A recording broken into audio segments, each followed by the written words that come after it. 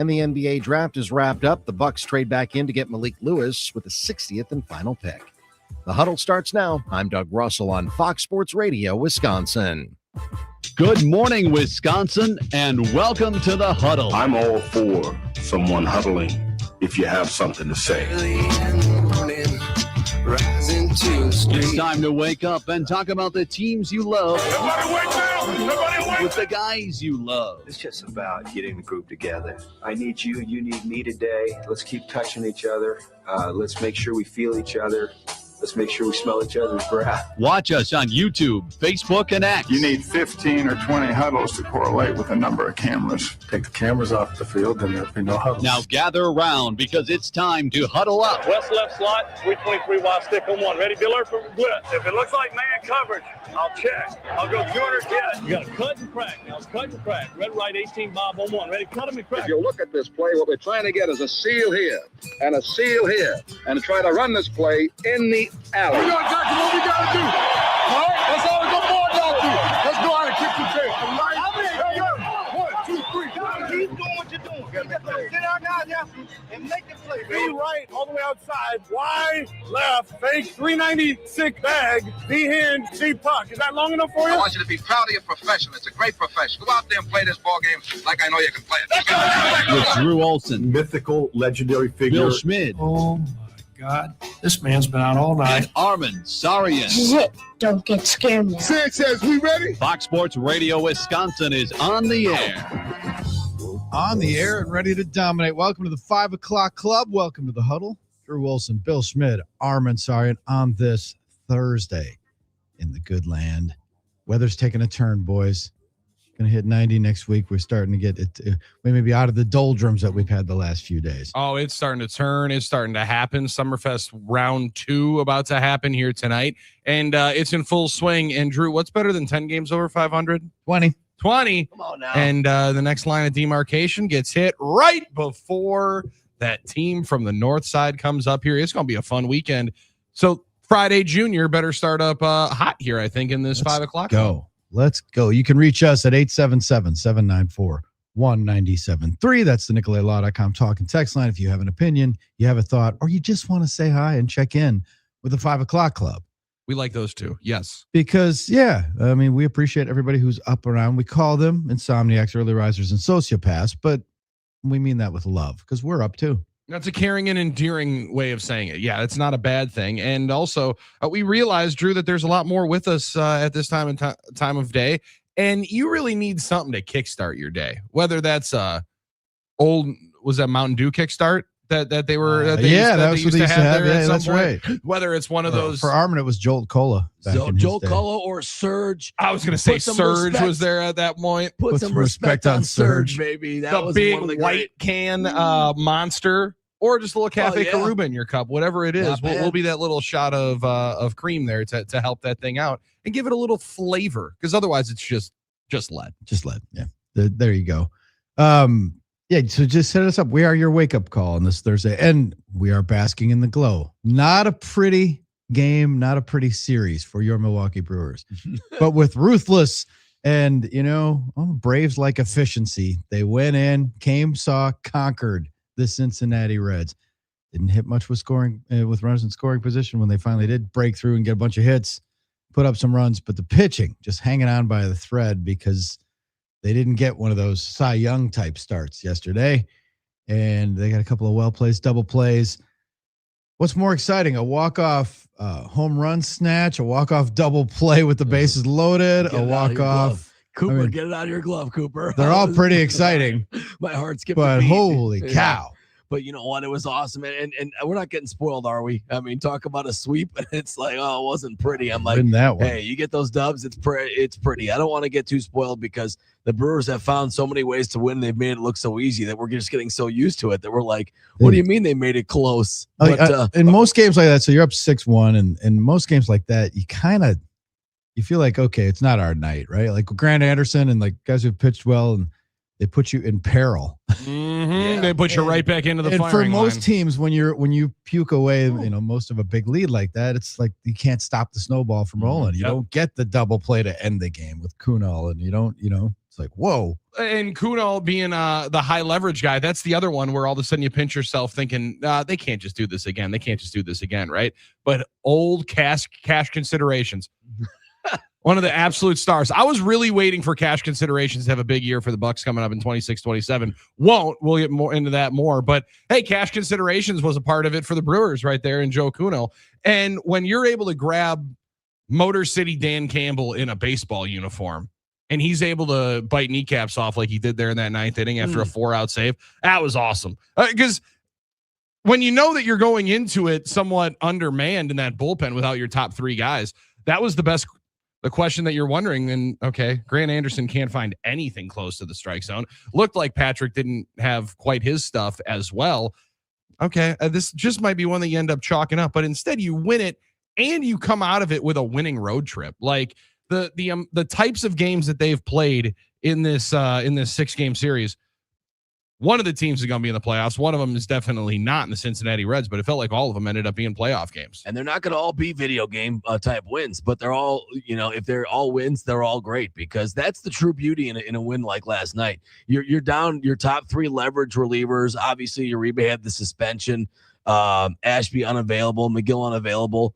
And so here it is. We have to find a way to survive with who we have, and the true depth of the roster and the organizational depth was tested. And you're right, Billy. The cash considerations came through. It wasn't the most beautiful outing, but it was the one that got the job done and got the dub in the most important situation. The ground ball. I thought a gift by the Cincinnati Reds to let us have that free out and the bunt. Nice play by Kunal there, even though he was struggling through to get that ball over to third. Kidding. That was awesome. And that was, in a win, we're really nitpicking here, right? In a win that was, I guess, quote unquote, so flawed. That was the true beauty of what it is. Finding a way, like you said, Drew, to win those games in those type of circumstances. Shane Drowan, wasn't amazing, but he was pretty good. Didn't give up a run. 4 1/3 doing the job. So great job by the guys. And Bowers just continuing. I mean, obviously Wild Bill had I love that. I love a home run that can bounce like that. Wild Bill with the homer, but then back-to-back Bowers just continuing an absolute, career year. One he'll always remember, and the heater continues for him. So awesome. Brewers get the sweep last night. It was pretty sweet. And, the Yoho experience. Didn't someone just say on the show they wanted to see more of Yoho? Yeah, that was our friend Hunter Baumgardt who's going to be here. I want to see more of Yoho. He saw him. You saw him, Hunter. He saw him. Well, yeah, great pitch. One pitch, boom. That's it on, and then come back and see. Now, if that was all you had to see, it would have been a good outing. Yeah, but like the Yo-Ho had to come on back to you, and then ultimately spit one back for you. You mentioned it with Jake Bowers. Anybody on the Brewers this year make themselves more money than Jake Bowers? Because there's some guys making themselves some huge cash with the years that they're putting up. Right? Yeah, every time Bryce Terang steps on the field, his cost goes up. But from Bowers and a year-to-year, damn near minimum contract guy to barely hanging out in the league type of guy, could be a borderline all-star with nearly an 900 OPS through 3 months. That's pretty trippy. That's pretty incredible. And at 30 years old, Drew, he might have just made his entire MLB career with this kind of year. So, though it was a white knuckler last night, hanging on by their fingernails, they get the sweep. They move 20 over. What a great cushion that is. Ooh.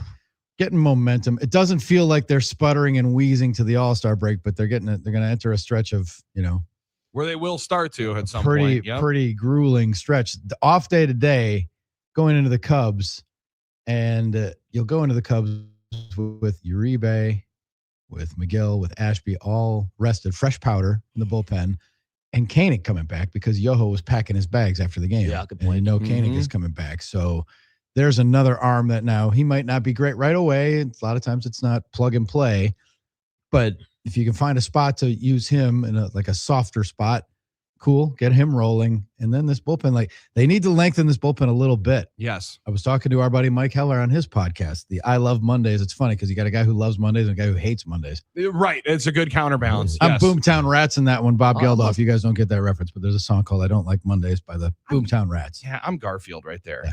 So you're must like, have what? been a banger, but you and Mike, I gotta go back and listen to that. It's a dark song, man. It's about a school shooting. So I shouldn't bump that first. I had it ready. Yeah. That's Yeah, not. you shouldn't be laughing. Wow, I did not think that was the turn. Yeah. Here I am. It's 5:10, and I'm thinking I got the first bump. Oh, yeah. For the 5 o'clock club. Yep. I don't know. All right. Well, I guess I won't play. Well, okay. But Well, Mike, it was great. You should listen to it. You should listen to the I Love Mondays podcast. You should subscribe, unsubscribe, subscribe. Yeah. And just continue to hammer that thing and get that algorithm up. Sorry, Drew. You were saying? It was a school shooting in the late 70s too. So it was. Oh, wow. So that was that's why it was so. That was before shocking they became regular occurrences.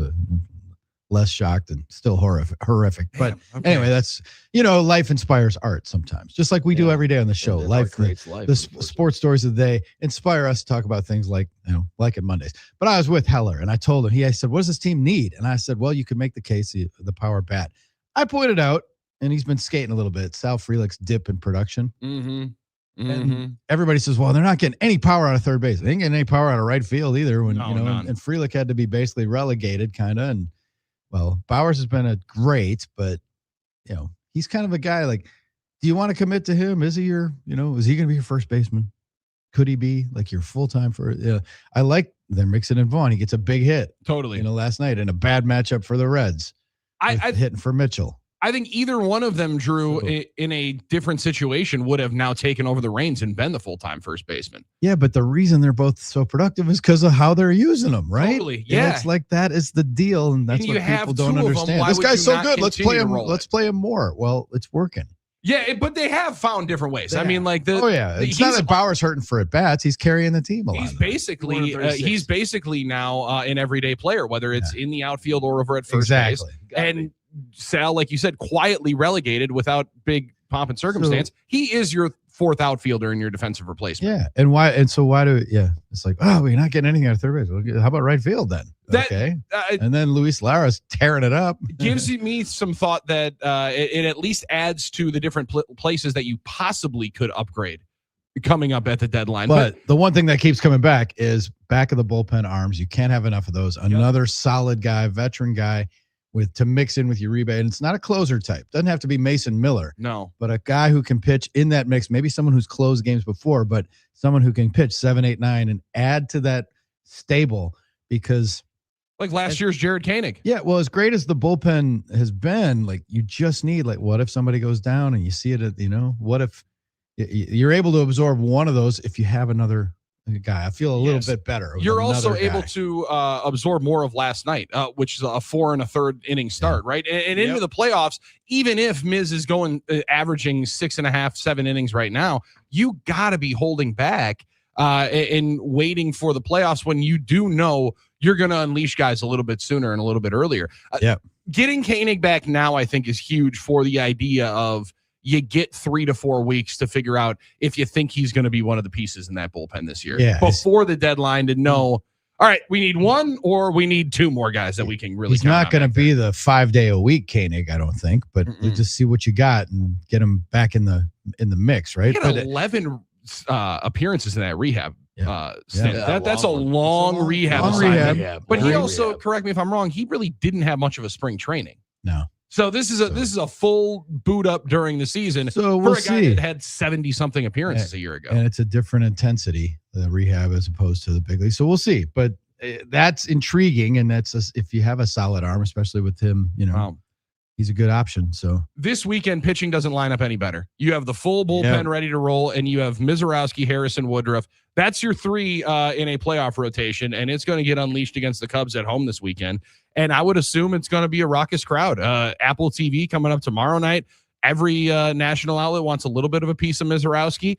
And this last year, a week before, was a tipping point in the year where if the Brewers went down and lost that series in Chicago, they would have been 9.5, almost 10 games back.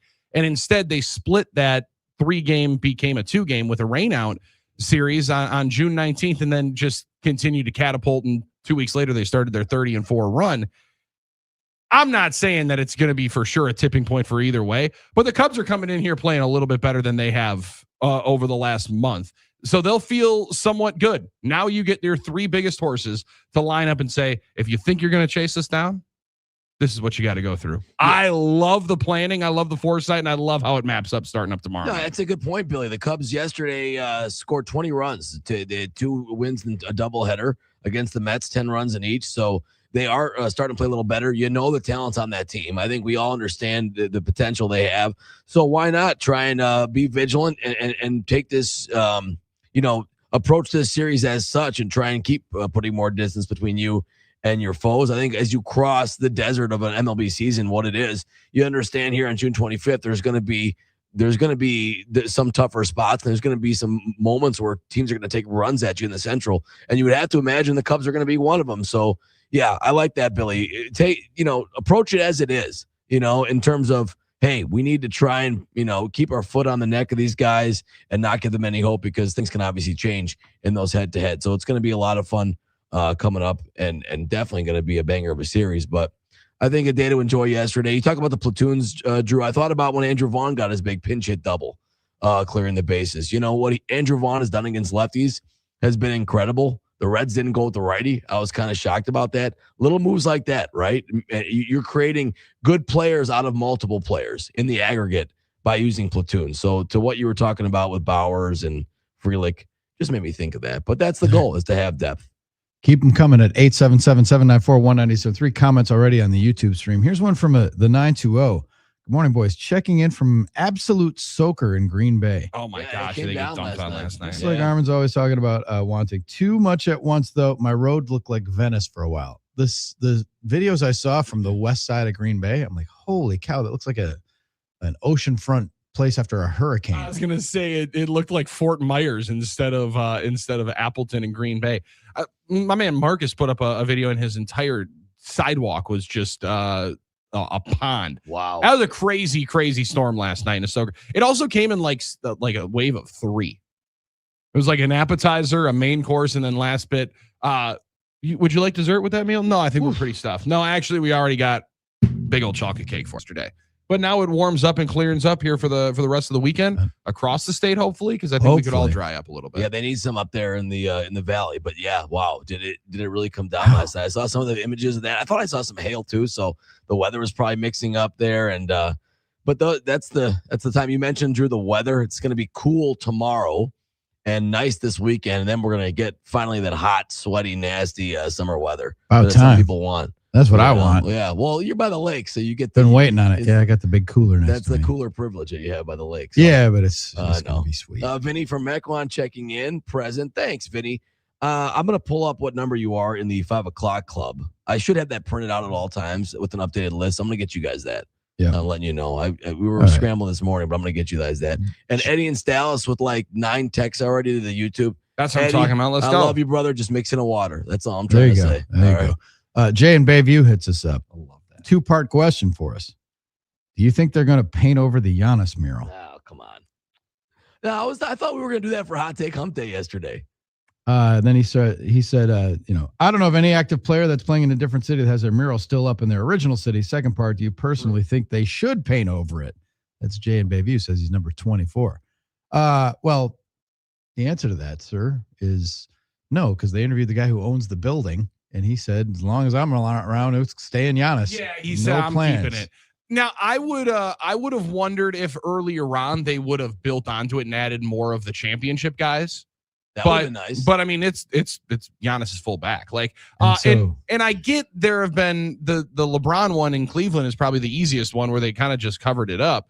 But I think it's different. I just totally is. I think it's very, very weird. It's going to be very, very weird when he comes in with Miami, but you're never taking away 2021. Nope. So you might as well keep it up and remember it forever. It's the 5th year anniversary this year, so and I'm just it's become a shrine where people are going and dropping off tributes and stuff. Hugging cheeks. Yeah. But listen. Yeah, it's just a tough thing to hug a wall. It's hard to do it. And it's not like one of those wings deals where you're in Nashville and everyone's standing in front of you. It's not the big photo op that you would think. You might think, listen, I'm just going to say this because it just recently went up and he just left, the timing might seem weird, but I don't think there's any reason to cover it up. A, because it's a very nice artist rendition. He did a lot of work. And second of all, I don't think the feeling is not the same, like you said, Billy, to when LeBron left town and Giannis did win a championship and he did spend 13 years here, which by the way, was the same amount of time that guys like Bird and Magic and Jordan played at one place. Yep. And if you do it now, you're going to regret it later because our feelings are going to change. Time's going to heal us a little bit more. And there's going to be a time when we say, man, we should still have that Giannis mural up here. And the building is nice, and it doesn't mean it smacks you in the face all the time. More public art is never a bad thing, right? Mm-hmm. So maybe your point, Drew, we could add to it at some point. Put other members of that team there or other figures. Or maybe, Billy, I don't know how many times I got to say it, we'll start up a little MVP park action in Milwaukee and have murals of a lot of our all-time greats in town.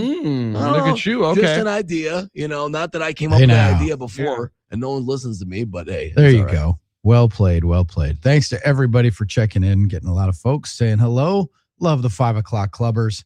We love the 5 o'clock clubbers, the morning 5 o'clock clubbers, but there was a 5 o'clock clubber yesterday that was hanging out in Hunter's 5 o'clock club.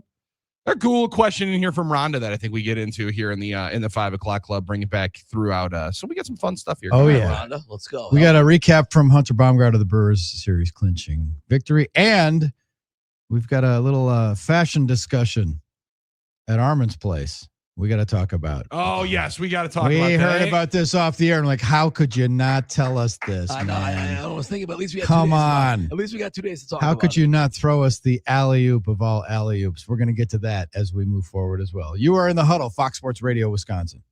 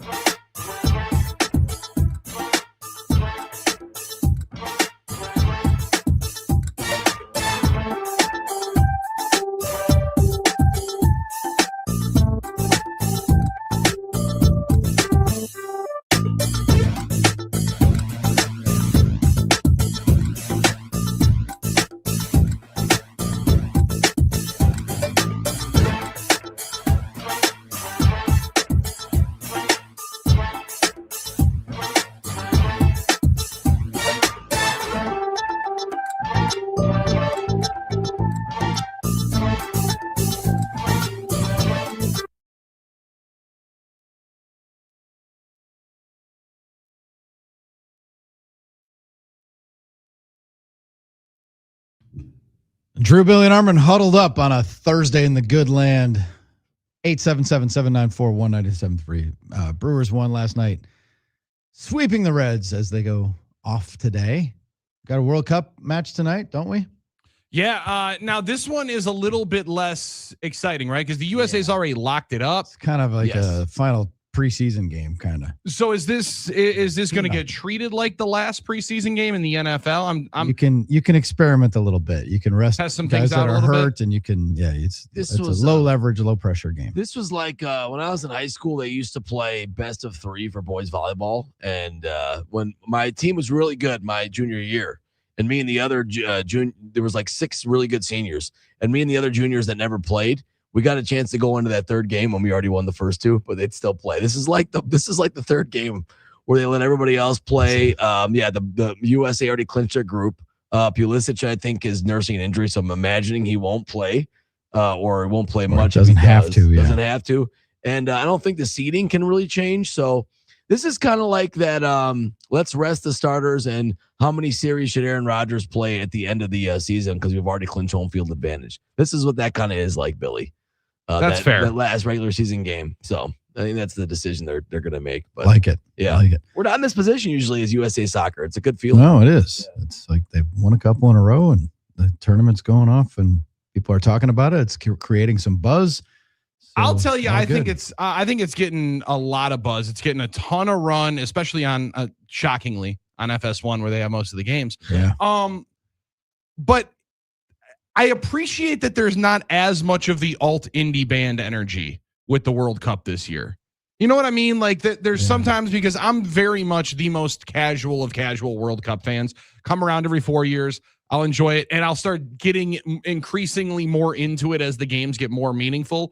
But there's not as much gatekeeping of, well, you weren't watching the Copa America 2 years ago. Right. Okay, so we don't really care that you're watching. It does feel like there's a little bit more of a inviting feel this year. Maybe that's just because it's in the States and it's in the viewing time, but it's been a lot of fun and easy to get into. Yeah, definitely, Billy. There isn't this like stay out of the club. Speaking of the 5 o'clock club, stay out of this club energy because we've been there first. You know, the gatekeeping, the stuff I like to do because I was like, hey, I was with the Bradley Center in 2012. What were you? There's none of that. Yeah. Everyone's been welcoming the casuals in, which is nice.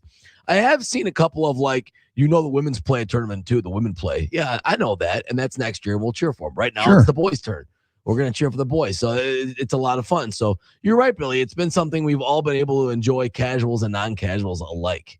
And I do appreciate that. Because that's the only way to grow any one of your favorite sports. If it is considered a niche sport, Amen. That's the only way to grow it is by welcoming people and explaining to them and not being exclusionary, being inclusionary. So you can reach us 877-794-1973, NicoletLaw.com talk and text line. Billy and I were talking off the air. One of our friends colleague in the business in Phoenix was going off about the 8th anniversary of a pivotal moment for his Phoenix Suns.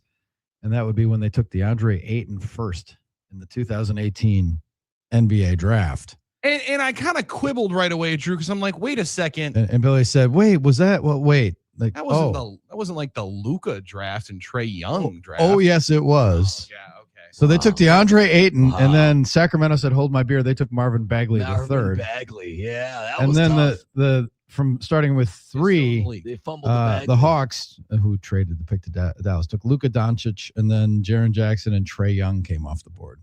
Like 1, 2, 3, or 3, 4, 5. There's some good players in there. Some really good players. And Mo Bamba got taken. Down at 11. Well, you get to 10, and you had Mikal Bridges. Yep. 11 was SGA. Yep. 12 was Miles Bridges. That was a good trade. You forget about that. Ridiculously good draft. Yeah, that was good. And then the Bucks that year took Dante, number 17. Michael Porter Jr. was 14 that year. And then when they took Dante, you're looking at the rest of it, like who did they pass up? A guy that they ended up having, Grayson Allen, went 21 that year. Really Anthony Simmons was down there. Mo Wagner was down there. And then in the second round, well, you all know, Jalen Brunson was taken in the second round. I was going to say the second round. What a draft that turned out to be. Wow. Yeah. Man. Yeah, what not a draft. One that's discussed a lot. But it's not known as the DeAndre Ayton draft. No, it's not. And that's partially the reason. Although the tough thing is, I mean, he was one of the main pieces on them getting to a finals. Was True. one of the main reasons they ended up losing the finals. Did it not work because he was an Arizona guy trying to play in Phoenix? Because, those two cities, man, whew, I like to go to both of them. I Tucson and definitely Phoenix. enjoy going to both of them. And what is it, 2 hours and 10 minutes on the freeway out there? A pretty easy cruise. But he wasn't like Kwame Brown. You know what I mean? He did do decent things. He was a good role player and he had decent years. Oh, for sure. But you just said it though. When you pick a guy first overall and role player enters the discussion, That's the problem. That's right? not especially good. when there's 3 of the top, what would you say, 7 players in the league right now that were taken after him? In comparison, Yeah. yes. Like, where do you, I don't know where people are putting Brunson right now, but I would struggle to not have him in the top 10, if not top 5. Obviously, SGA's back-to-back MVP, and even though his team went down, I thought he was phenomenal in that series against the Spurs. And we already talked about Luka Doncic. I mean, the funniest thing is that only SGA out of all of those guys you mentioned, I think, is on his nope, never mind, not on his original team. He was drafted by the Clippers. That's right. So all of those guys that you mentioned are on different teams too. Yep. That's a crazy quick time in this league. Yeah. We mentioned it yesterday with the Bucks and Suns. 5 years after their finals appearance, only Devin Booker on the team. Yep. Such an incredible draft, that much talent, top players in the league. None of them still on their original team. Yeah. That is a ton of player movement. And a lot of it is the comparison game, right? When you compare them to the other players and what you could have had. That was always the problem we had with the Tony Mandrich thing. Well, it could have been Dion and Barry and Troy Aikman and all these guys. And it was sort of like that was Big Dog's problem, I think, Drew, a little bit. I mean, because he was so dominant at Purdue, went number 1 overall, had a good career, I think, for a while, did make an all-star team, but wasn't Jason Kidd and Grant Hill and Juwan Howard and all the other guys, that were in that draft. So that comparison's the thief of joy, as they say. It's great that you brought up Big Dog, because where did he play in college? Purdue. Yeah, he's a boiler up. Thank you, Drew. Let's go. How about talking Purdue today? Let's talk about that Purdue angle to this story and the little flare up at Armen's castle about what happened. Armen, if you would tell us. Tell us about why Purdue has entered the chat today. You guys were talking about the great series coming up that we have against the Cubs, and it'll be a lot of fun this weekend at the ballpark, American Family Field. Miz obviously Friday, and this is where not being a good organizer and planner really comes to kind of bite me in the butt a little bit, because I had remembered in my abstract and telling you guys there's a Brewer game I'm going to coming up. I think it's this Friday. It was this Friday. I didn't remember what week it was. That is, I guess it's Purdue Alumni Club of Milwaukee night at the Brewers game. Oh, okay. Well, Laura told me about it, like a month ago. She said, hey, they're having a deal for a Brewers game. I'm like, oh, that sounds fun. Like seats 1 through 8 in section 305. I was going to say, very, very backed in. They are bleacher seats. Okay. And, wow, better than I would have I just wonder how big this gathering is. Good question. Last time we were at a Purdue Alumni Club of Milwaukee gathering, it was decent, but it was one of those long tables worth at Clifford's for a fine food fish fry. Yeah, Clifford's in Hales Corners here. Tremendous spot. Great spot. And Billy, the restaurant part, because you've been there, and the fish fry spot where they have those long tables. So they have supper club spot. It's like one of those long tables. So I'd say about 20 to 30. Now they're having one of those nice deals where you pay for the ticket, you get the tailgate in the parking lot and all that stuff. I'm like, oh, that sounds nice. Good excuse to go to a Brewers game. It didn't occur to me until this week. Obviously, it hit me like a ton of bricks that's going to be the Cubs game that the Brewers are going playing on Friday night, the opener of the Cubs, and you get to see Miz pitch. Thank you. That's a deal. So I'm excited about it, right? I'm like, oh, this is great. Went from your wife's alumni association that you're not fired up to, like, let's go. Well, whatever. I mean, Should be a win. alumni, it's fine. Yeah. It's gonna be fine. It's not like I'm upset about that part. And I'm like, okay, it's a good excuse to go to the Brewers game and talk to some nice people, right? But then I thought to myself, wait a minute, we're playing the Cubs. So now we're going to have this because, we're going to bring little Lena with us. And then I'm going to have this problem. Because every time it's Cubs and Brewers, we have this problem. And this is what happens when you live with one of those. In a divided household. Yeah, when I say one of those, someone from Illinois is like, what is Lena going to wear? And I'm like, well, what are you talking about? I mean, we're going to the Brewers game. No, we're going to the Cubs game. Oh, boy, here we go. So we're about to have an issue in the household, and I'm going to be hanging out with a bunch of Purdue alumni that ostensibly you would think are maybe Cubs fans, right? I would think chance, probably, yeah. A lot of them are from the Chicagoland area. No, this isn't a problem for me because I'm wearing my Brewers stuff. I'm going to the Brewers game. And I'm like, Laura, you're wearing Purdue stuff, right? This is a Purdue alumni event. No, she's wearing a Cubs shirt. Rep Purdue. She said, it's a Cubs game. She's wearing Cubs. This is the situation. And I'm already trying to lobby for my child to wear Brewers clothes. And this is a problem because she's like, well, it's a Purdue event, so she should get to wear Cubs. I'm like, no, then she should get to wear Purdue clothes. Then she would get to be a Boilermaker. If you represent the Brewers, which I will, and Laura represents the Cubs, then you got to have the Purdue representation. You've covered all three bases. You're good. Yeah. Well, Laura said she's going to wear a Purdue shirt and a Cubs hat, or vice versa. I can't remember. I'm like, that's one way to do it. Yeah, split. That's what your wife is wearing. That's not what she's wearing. Not the child. But she was planning on. This is Lennon's like Cubs onesie. She was sneaking that one in there. Here's an analogy for you. Let's say you and your wife are sharing this house, and it comes to be election time, and you like one candidate, want to put up a yard sign, and she likes the other candidate. Sure. Do you put up conflicting yard signs and compete and cancel each other out, or do you just not do it? Or does one get you get the first part of the week, I get the second part? How do we parcel this out? That's the way I'm thinking. But first of all, my wife is not anywhere close to a sports fan, so she just looks at it and the games happen. The games happen. Like whatever. Are you working? Sure. Are you not working? Are you at this one? Whatever. And then she's not impacted by that. So that's one way. But I think this is a cockamamie theory of mine. People who are in marriages where you have these dueling fandoms, be it a college rivalry or a pro rivalry like this, I think it's healthier. I think it's healthy. No, I agree for your with you. team. I root for my team, and there's a lightness to it. Yes, sure, it's a rivalry, but of course you're going to stay married. It's not going to get that heated, but it's something to talk about. Something like somebody's going to be happy, somebody's not, but it's something that it just provides a little spark, a little difference, Well, especially, I don't think it's onerous. I think it's actually kind of cool. As the years go on, Drew, you need something to be able to be a little bit absolutely. Once the kids are gone, you got to have something to talk about. Exactly. In baseball, just like you hangs out with your dad. Most of the time, that ends up being the case. Great point. Now, I love the fact though that you have understood kind of the assignment. Now, I don't know that you fully understand though. I don't think you can be normal Brewers game Armen. I just can't enjoy my time at the ballpark, wear my Brewers jacket and everything, my hat, and just say, hey, we're good.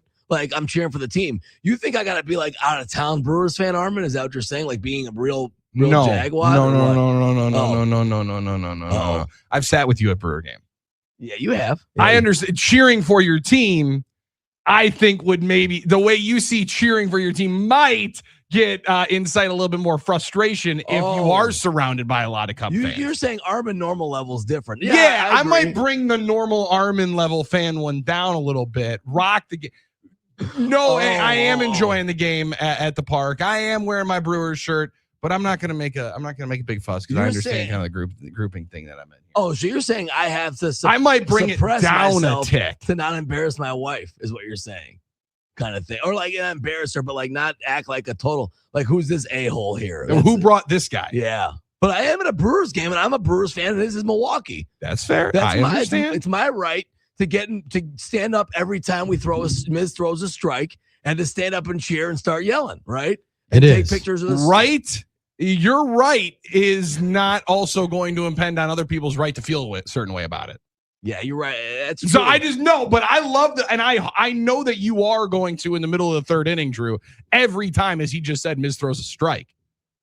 Which I think he throws 80 of them. Oh yeah, I was gonna say a lot. There's gonna be some people that are very excited that somebody brought this adorable Brewers fan into this Cubs Purdue event. Now I will say this too: the one thing that I think that will save me in terms of the outfit situation is that it's gonna be a little chilly on Friday night. So forget the sweatshirt at home. Team store, immediately you win. Come on now. You know what I'm thinking, Billy. What a great time to get a new sweatshirt for Lena. She's growing anyway. Look at how good look at how cool this new Wisco logo is. You know what? They don't sell any Cubs ones here. She's not wearing any. They're wearing the Wisco jersey. She needs one of these sweet new logo sweatshirts. Which is one way because I told myself I'm really not going to buy Wisco stuff because I don't like it. But that would be a way to do it because she'll grow out of it anyway, right? Oh, very true. So she could have one for a while. Now, Laura's like, no, let's put her in the Purdue. We have like a Purdue kind of dress for her. Now, that fit her well during basketball season. She's starting to grow out of that. Might be tough. It might be tough. And I'm like, what if it gets too cold for her? I'm like, maybe we should give her, we should get her a sweatshirt at the game. So that's kind of the angle I'm going for. All right. But we'll see what happens here. That might pain Armen even more. So to pay team store prices. See, now you know what I'm talking. Now you know me. Now you know my now pain. You're speaking Armen's language. Yes, indeed. Oh my God. I don't think I'm getting a discount any of these days. That's too Once funny. upon a time, I was, you you were big. somebody. You were big time. You had a your discount. buddy. You know who would know somebody. Yeah. When we come back, Yeah, Hunter Baumgardt has a recap of the Brewers' series clinching victory over the Reds last evening at Great American Small Park, and was not pretty, but it's a dub. No style points, Drew. Good teams win games like that, and the Brewers are a good team as shown by their record. And the day off today, Cubs series on the weekend, but we'll spin through Hunter's recap. That's coming up next. You are in the Huddle, Fox Sports Radio, Wisconsin.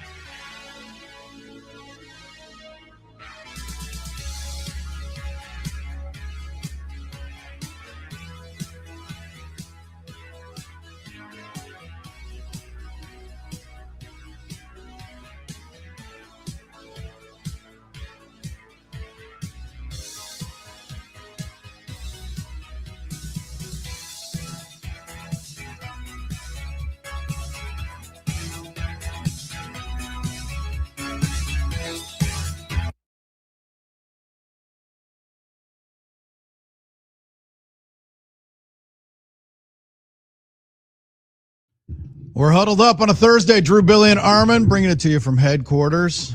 You can reach us, NicoletLaw.com, talking text line 877-794-1973. This portion of the program brought to us by Game Day Men's Health. Check them out online. I visit on Mondays, but you can make your first visit. Go online, find the clinics nearest you, one in Middleton, several in the Milwaukee area. If you're listening to us in the Fox Valley, clinics all over the state, all over the country. It's a booming business helping men find their mojo again. Go in for a little blood test, a little finger prick, boop, done, and then they can analyze it and then tell you if they can help you with their services. And their list of services is voluminous, and it's testosterone replacement, peptide therapy, hair loss therapy. They got it all for you. Check it out at GameDayMen'sHealth.com. All right, Brewers sweep the Reds. It was a nail biter, but it was a dub. No style points. Not going to hang that one in the Louvre. But check the box to go 20 games over 500 to sweep a road series, have a winning road trip, which is something after when you start on a losing streak. So it was all good vibes at Great American Small Park. And our Hunter Baumgardt has a recap for us. Take it away, Hunter.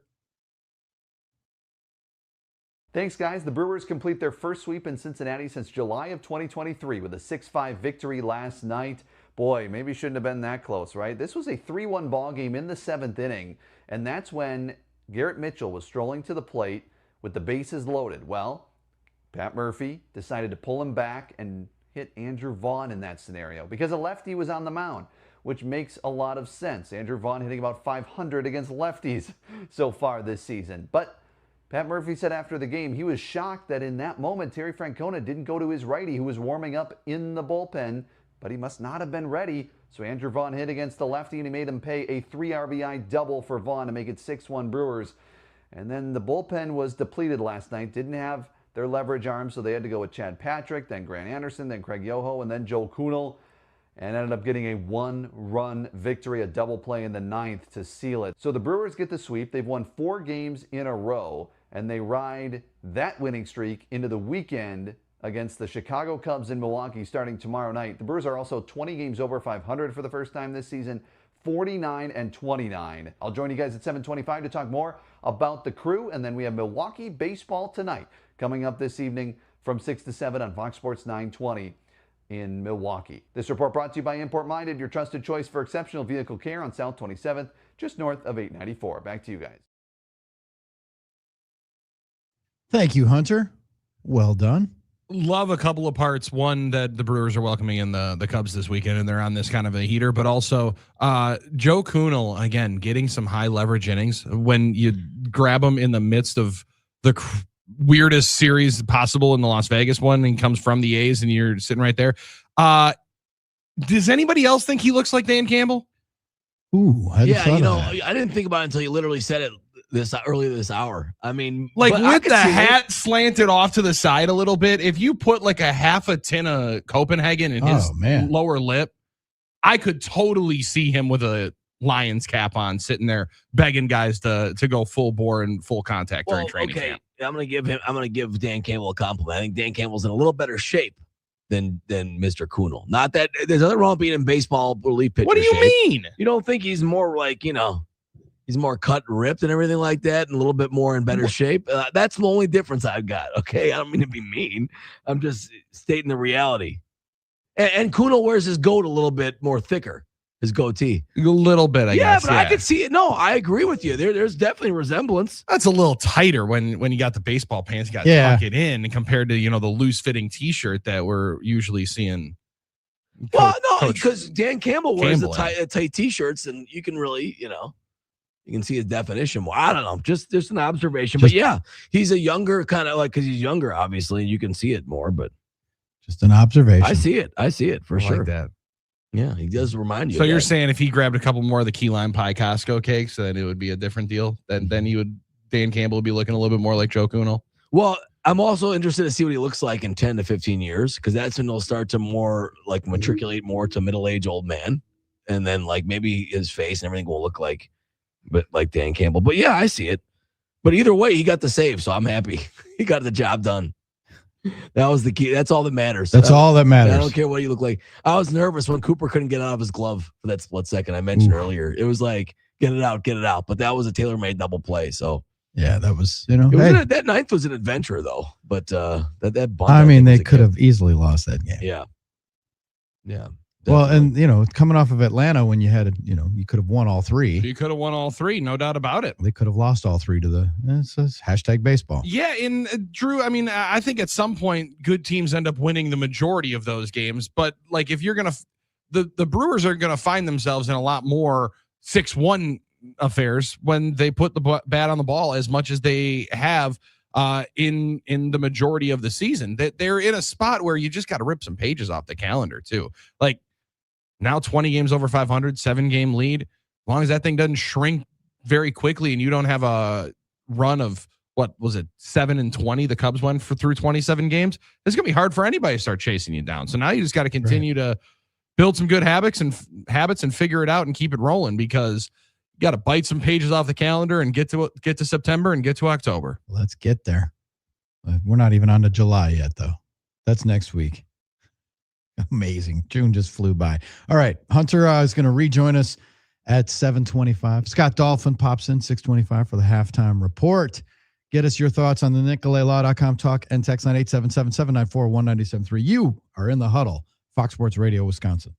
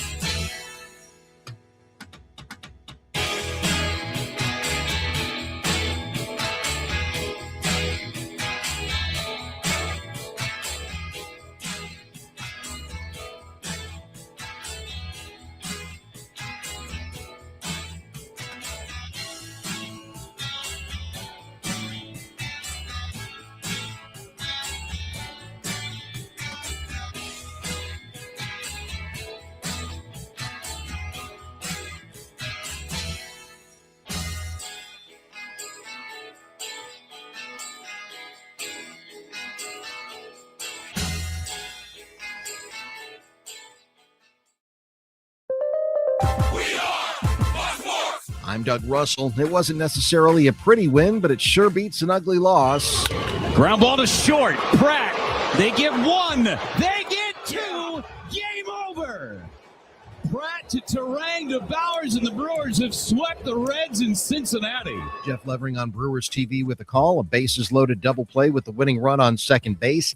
Clutch. Milwaukee completes the Cincinnati sweep, but not with the pitching clinics that the Brandons, Woodruff, and then Sproat put on the previous two nights.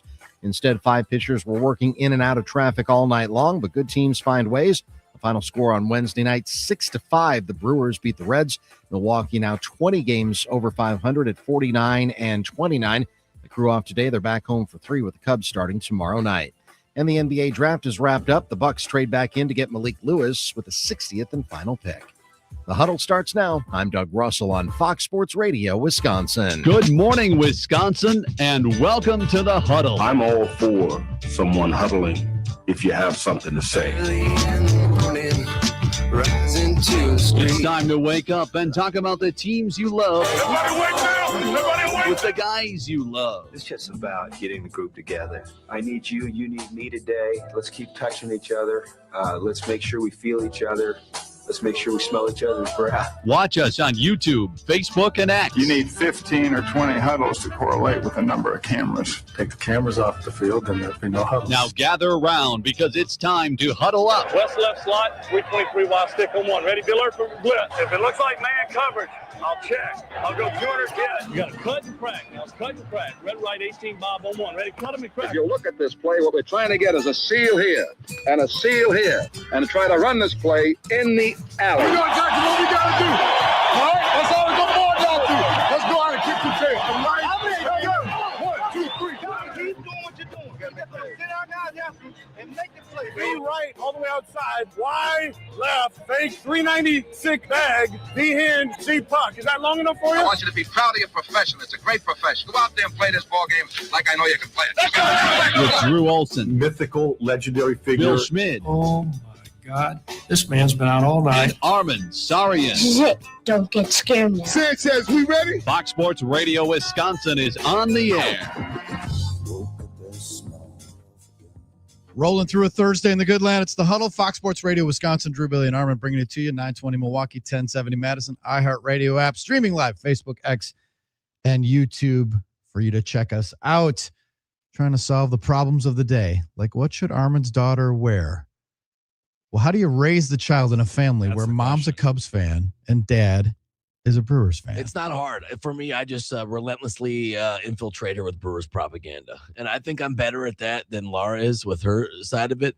So that's how I do it, to answer your question. Relentless Brewers propaganda. Yeah. I like the barrister said, okay, little Lena wears a Brewers onesie at a Milwaukee event and Cubs stuff when you guys go down to Wrigley Field. Right. The problem is, I agree with that. I'm fine with that. I love that arrangement. And I think it's fair. I think it's very fair. I know the knockback I'll get is, well, we never go to Wrigley Field. Well, pick a day and we'll go. Yeah, that's right. Pick a day and we'll go. That's right. I mean, we can. That's where you just flip the onus immediately back on your wife to say, well, if you would want to, we'll absolutely would like to go to the friendly. And then Armen sees the prices down there to park. And then it's like, well. We're not parking. We'll take the train or something like that, or walk, or somebody. I don't know what. We'll figure something out. No, walk 7 miles, the 1-year-old. I went there. We went there for a Zach Brown concert like 3 summers ago.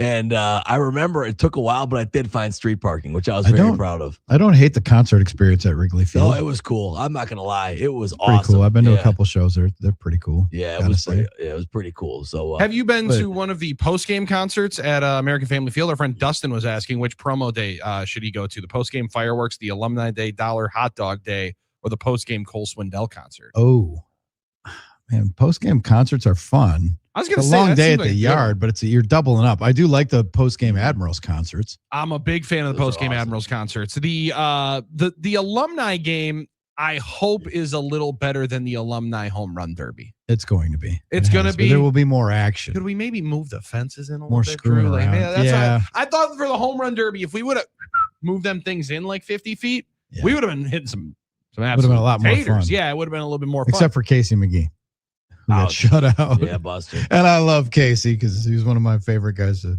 cover and hang around. It was almost as bad as Adam Dunn for the Bananas a couple of days ago in Cincinnati. Really? Three strikes. Good morning, good afternoon, good night. He came up against the Bananas. Against the Bananas? It was tough. Yeah, it was a tough scene. What is it, Jackie Bradley?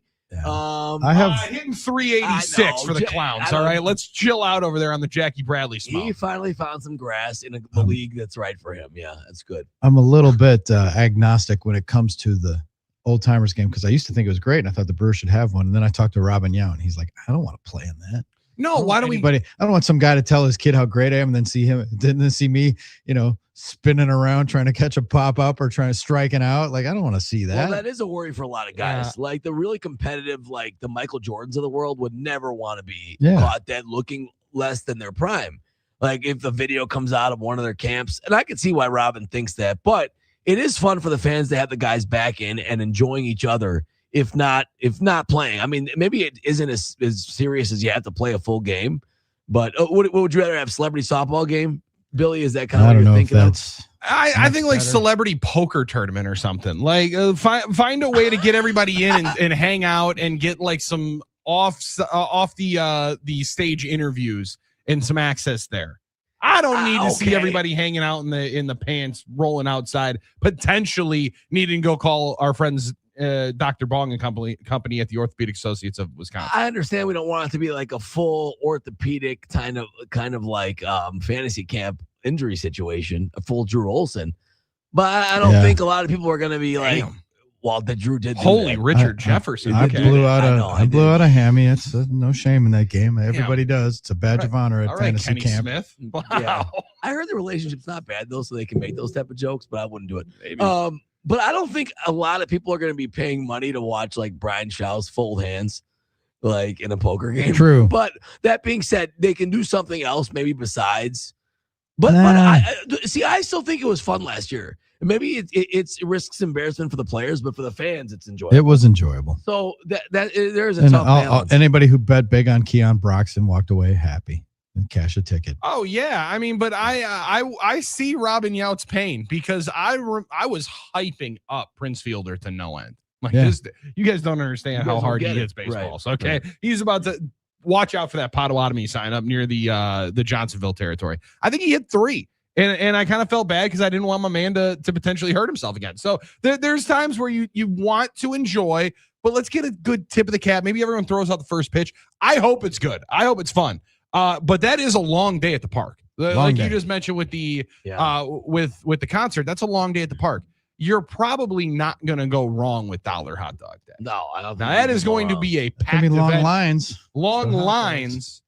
Because people love cheap hot dogs. But you're going to get a couple of absolute beautiful sausages. Pause. And then be able to wash it down with some cold beers throughout the day on a really, really hot July day from what it appears like coming up next Thursday. Oh, and if that's not good living, I don't know what is. But I'll say this. The Brewers do a good job. I went to the 90s night show, which was like Vanilla Ice and some other guys. The Brewers do a good job of keeping the crowd entertained while they're setting up. They really do. They do some funny stuff with the scoreboard, with the camera, with the crowd. So I got to say, they do a good job of keeping you entertained during the setup. And, that is part of it. But, anyone that's been to a concert, and I know it's like a post-game concert, so it's a little different, waiting around for a while is part of the experience. Like if there's an opener you don't like, or they're setting up, or whatever it is, the band doesn't come out in time, there is part of that. So I understand it in some ways, but it'll still be a fun night, I think. No question. I think you're onto something there. Yeah. Okay, I got a couple comments here. Paul and Kenosha on the YouTube.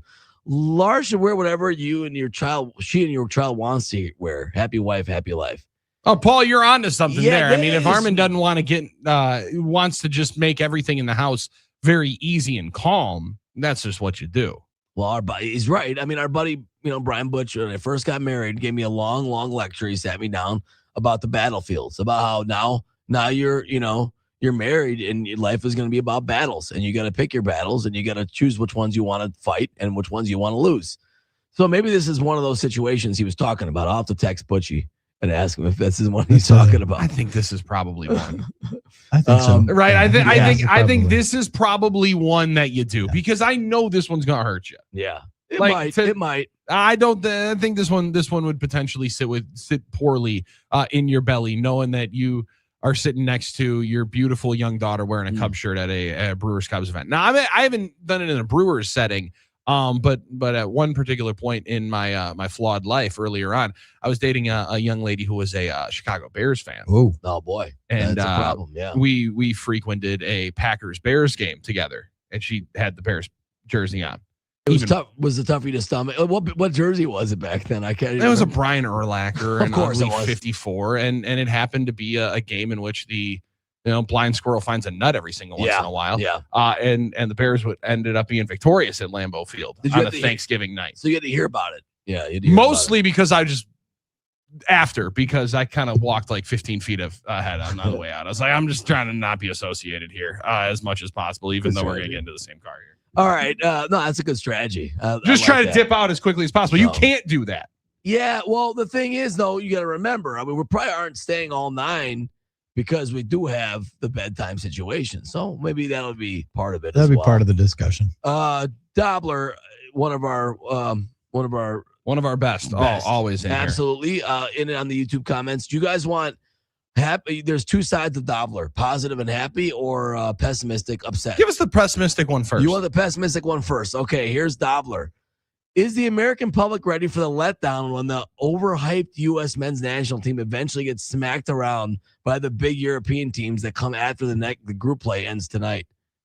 Well, we know how you feel then, Dobler. Just tell us. Watch out, Bosnia. 250th birthday of our fine nation, and you got to, cheer against America? Fine. Okay. Just tell us you're not going to be cheering for your own United States of America. What kind of countryman are you? No, I get it. Dobler's a big fan of Germany.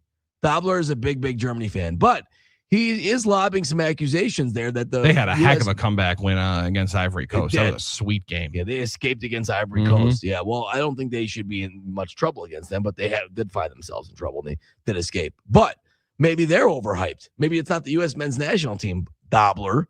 Maybe we're gonna, maybe the Stars and Stripes will prevail. Maybe they'll take on one of those big European teams and win. You got to dare to dream a little bit. Well, that's the thing. This is the first time that soccer has been in the World Cup has ever in my lifetime that they've had some kind of actual wind in the sails. Like the Landon Donovan win, that was very much the feeling of, okay, now they're into the knockout stage. Good luck with this one, right? Like there's a great feeling of that. I think that was the South Africa World Cup.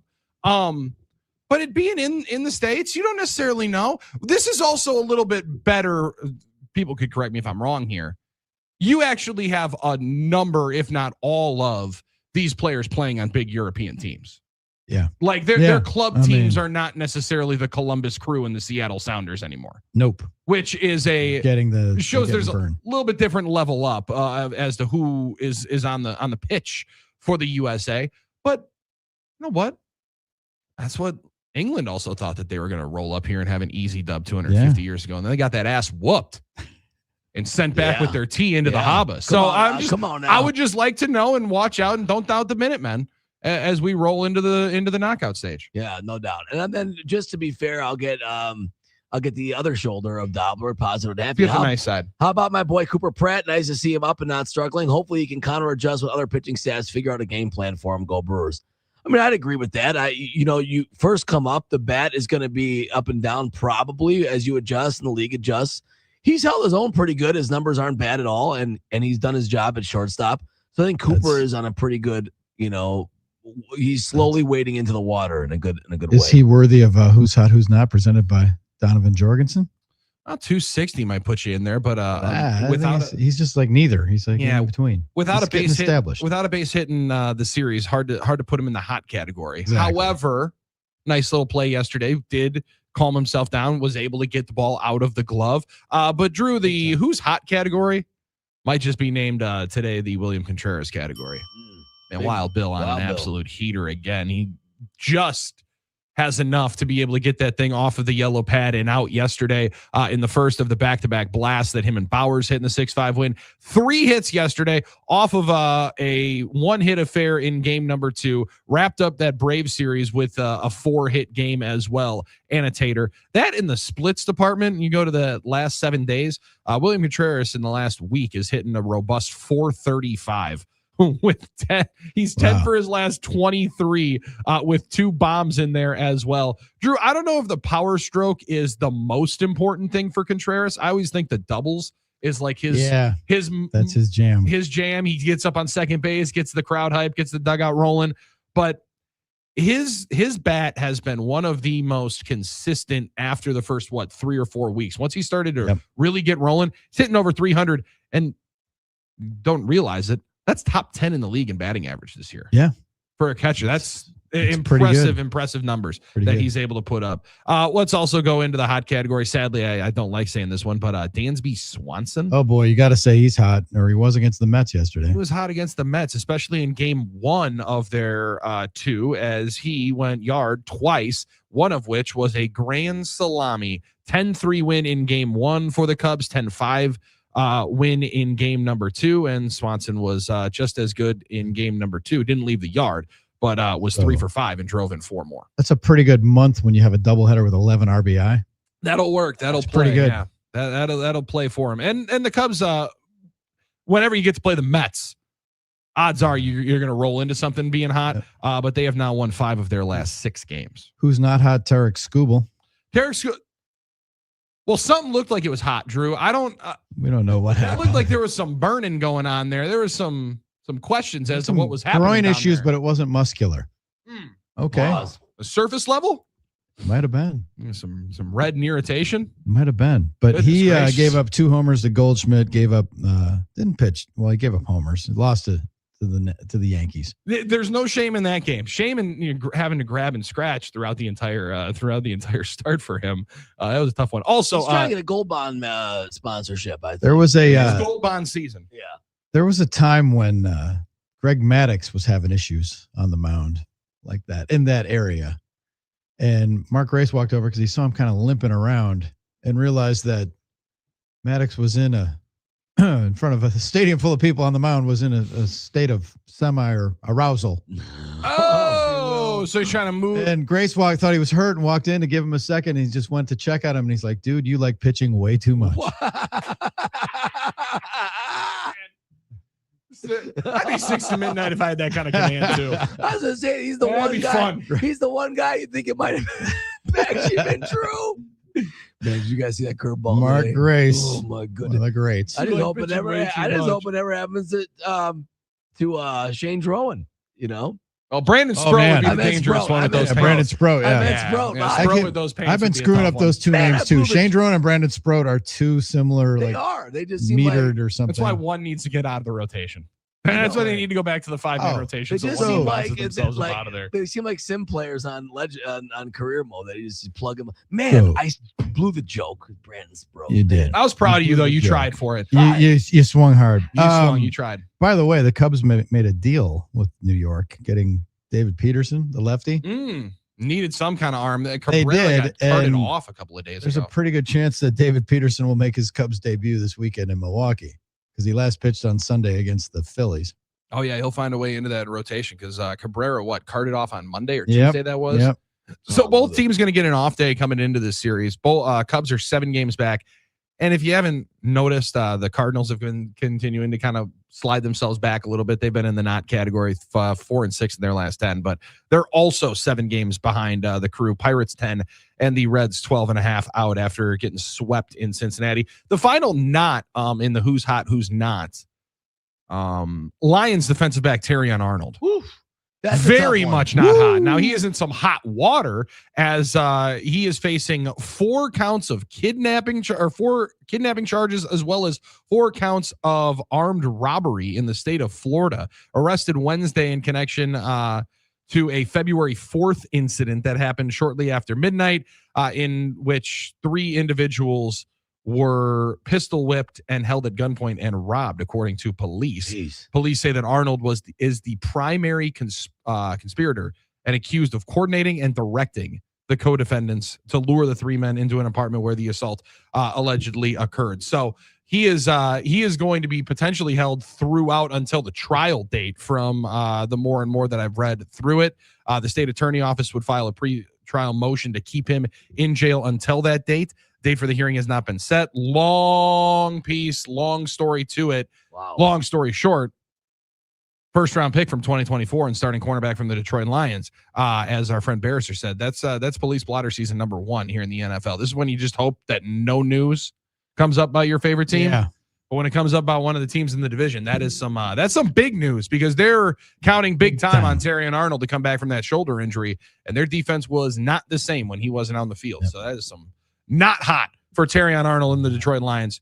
But if you get too hot coming up this week, next week, going to be very, very hot. Donovan Jorgensen, heating and cooling. Cool that place down as the hot and humid temperatures roll into your house. Donovan Jorgensen can roll up with those sweet blue vans, be able to check out your HVAC system. And they do heating and cooling. So don't also ask them to check out your dishwasher. They do heating and cooling, unlike other companies that say that they can be a master of all trades. No, they're not. They're a jack of all trades. This is a master of one. Heating and cooling, Donovan Jorgensen. Yeah, you'll need them, so make sure you call them. Yep, you'll need them. Well played. Absolutely. All right. Hunter's going to join us an hour from right now, but when we return, it'll be halftime of the Thursday edition of the Huddle. Scott Dolphin's going to pop on in. You're in the Huddle, Fox Sports Radio, Wisconsin.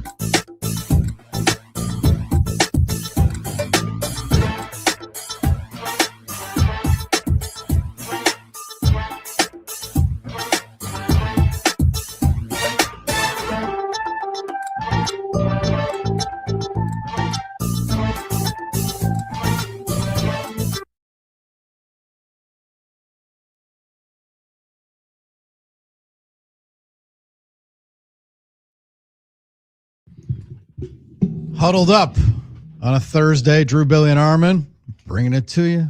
Halftime of the show, we welcome Scott Dolphin, resplendent in his Summerfest t-shirt today. Yeah, thanks. Getting ready for round 2, weekend 2, Summerfest day 4 tonight at the Meyer Festival Park. I need a new Summerfest t-shirt. It's been a couple of years since I got one. I don't know what year this was. New merch. Let's go. Yeah, stop by the store. See my buddy Dan Elias. He'll hook you up. All right, Dan, coming your way. I've got a couple hats and I've got a bunch of t-shirts. I'll say this, the one they gave away on opening day is pretty sweet. It's got like script. Summerfest Milwaukee. Yes, cool look. Yeah, thanks to AmFam for that. It's a nice looking hat, kind of a throwback. Yeah. Will you be patrolling the grounds this evening? Absolutely. Actually, this afternoon, because as we all know, it's half price. It's Throwback Thursday, which means half price beers until 6:00. Just in time for Vertical Horizon at 4:30. A little let's go. Pat McCurdy playing tonight, as are the Old 97s, one of my favorite. A lot of good bands. Yeah, Ed Sheeran's on the big stage, and then we've got Tucker Wetmore Country tonight. He's had 3 straight #1 songs. Boy, he's on fire. That's going to be a huge crowd. That'll be hot. Be a lot of fun. Absolutely. It will be. Yeah, there's as we always talk about, Drew. There's bands you see out there that you have no idea who they are, and those are some of the most pleasant surprises you have during the rock festival. Just go with an open mind, walk around, and enjoy. Yep. All right, so Dolph, you could do a doubleheader. You could go to Summerfest, go home and relax, and then the U.S. plays Turkey in a meaningless game of the World Cup at 9 p.m. Kickoff's at 9 tonight. I think. That's great. Apparently it's Turkey-A, right? Turkey-A. That's what they want to be called. Okay. I don't go for that. Yeah, the A stands for something else because they have Bennett during this World Cup. Well, yeah, they're an offensive team that has 64 shots and no goals. No goals. Yeah, somebody that's bet on them twice. But this is a sports psychology question because the U.S. is through. They have nothing to gain by a win, but they're playing at home and they want to keep the momentum rolling. And you would think like, oh, they might come out flat.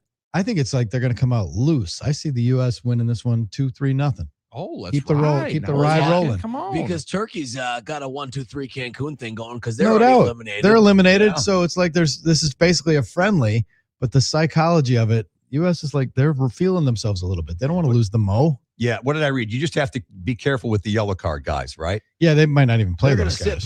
They're probably going to sit to reduce the risk there. In that sense, yeah. And there's 3 or 4 of them, I think, right? Yeah, I had the names. I should have. So if you get one more, are you suspended? Is that the case? Then into knockout stage? I think you missed the next game. I think is that what it is? It's a little targeting style, right? It's not a half though. It's a whole game. Mm-hmm.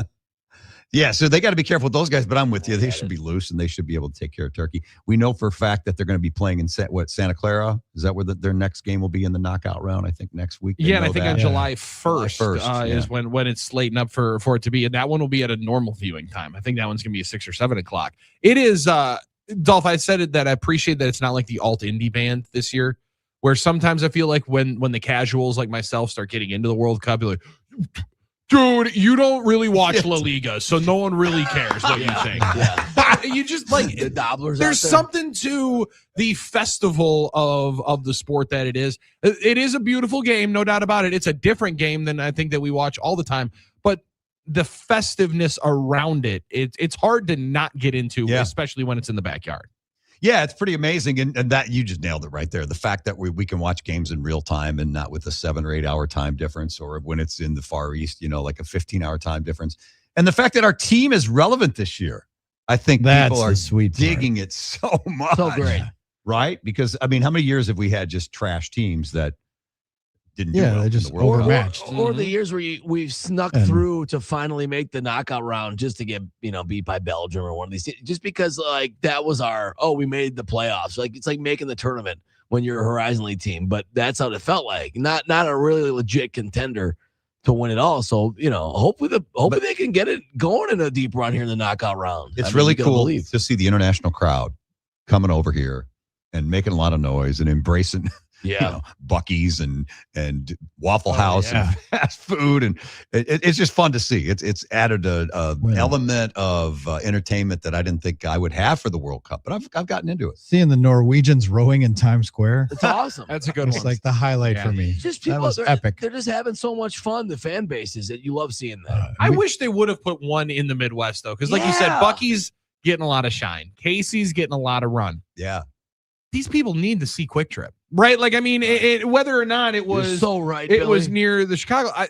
I saw yesterday, maybe one of the bigger misses was they should have put one of these games at US Bank Stadium.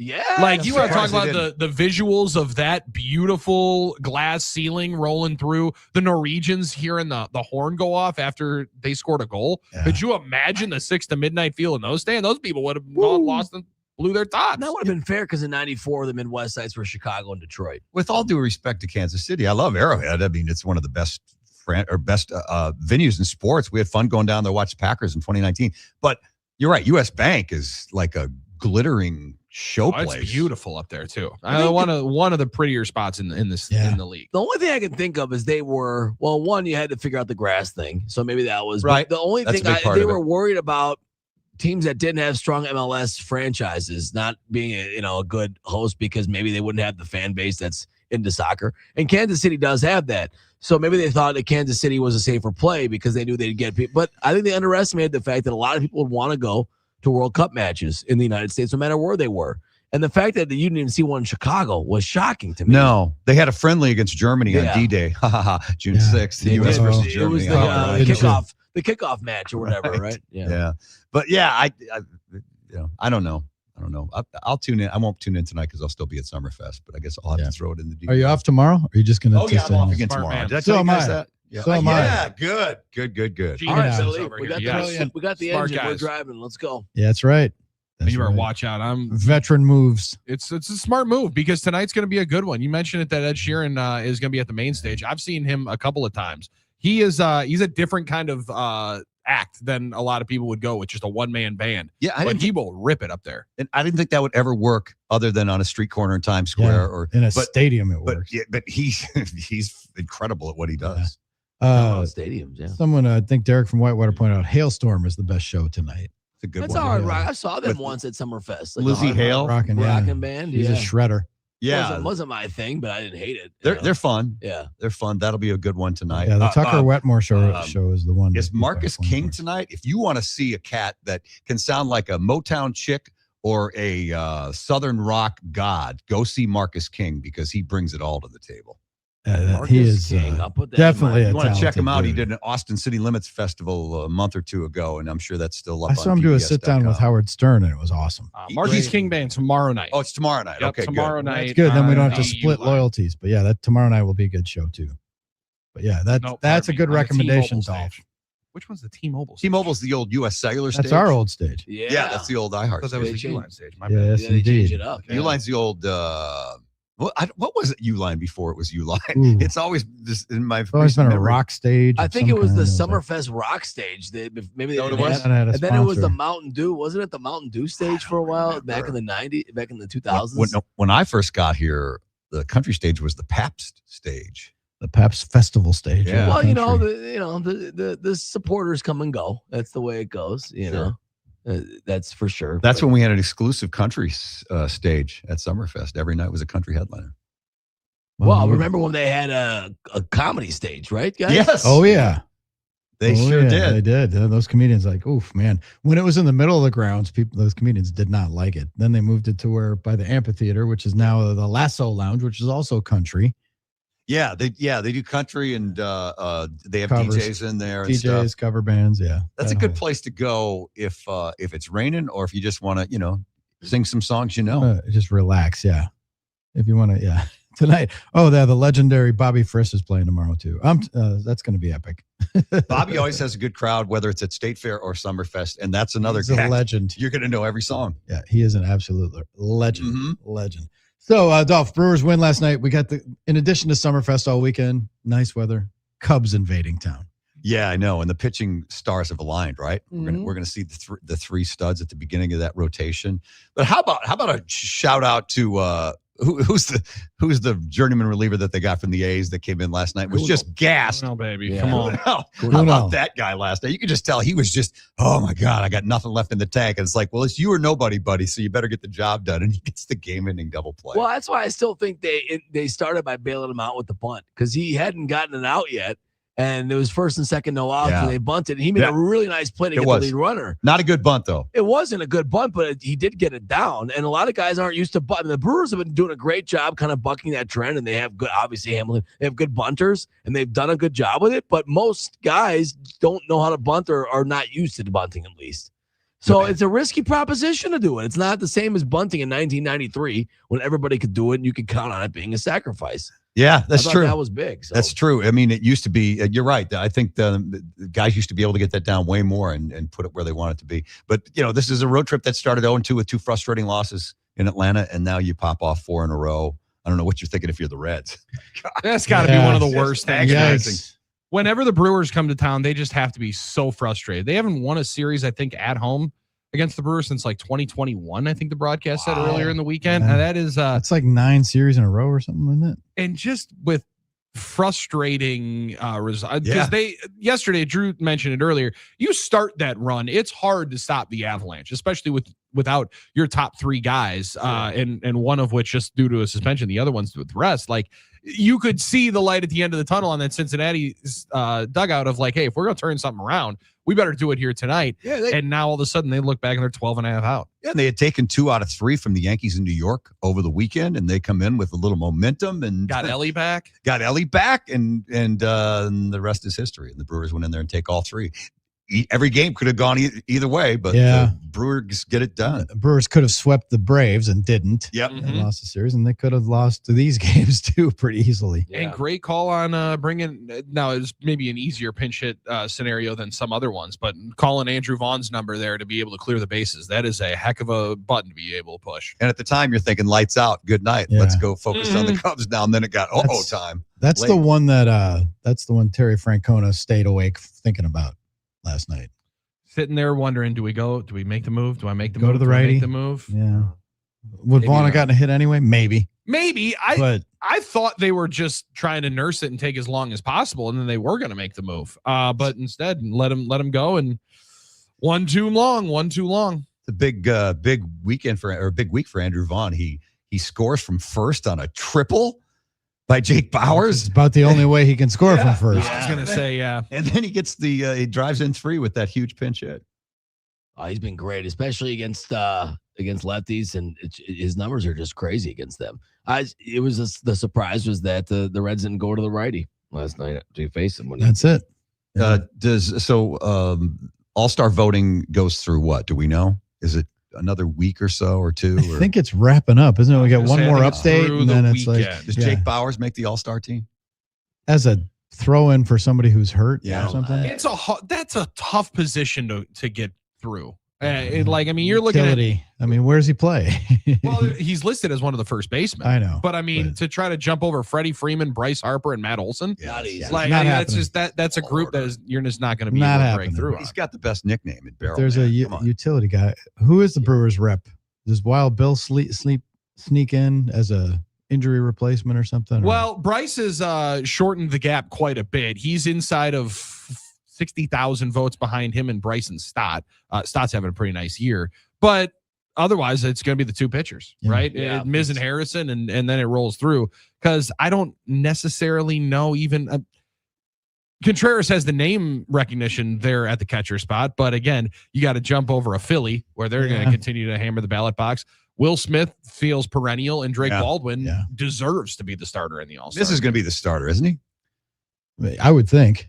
Maybe Sanchez, but it's going to be Sanchez at home. Maybe Sanchez. Oh, at home. Sanchez in Philadelphia. Yeah. Okay. It's going to be Sanchez in Philadelphia. It's having a great year. Or it would be Ohtani to lead off and start the All-Star game. You think you'd want They're still doing that at some point. He's going to start the All-Star game and be the leadoff hitter at some point. You'd think you'd want the NL wins leader to be the star. Ashby, I would think. Oh, come on.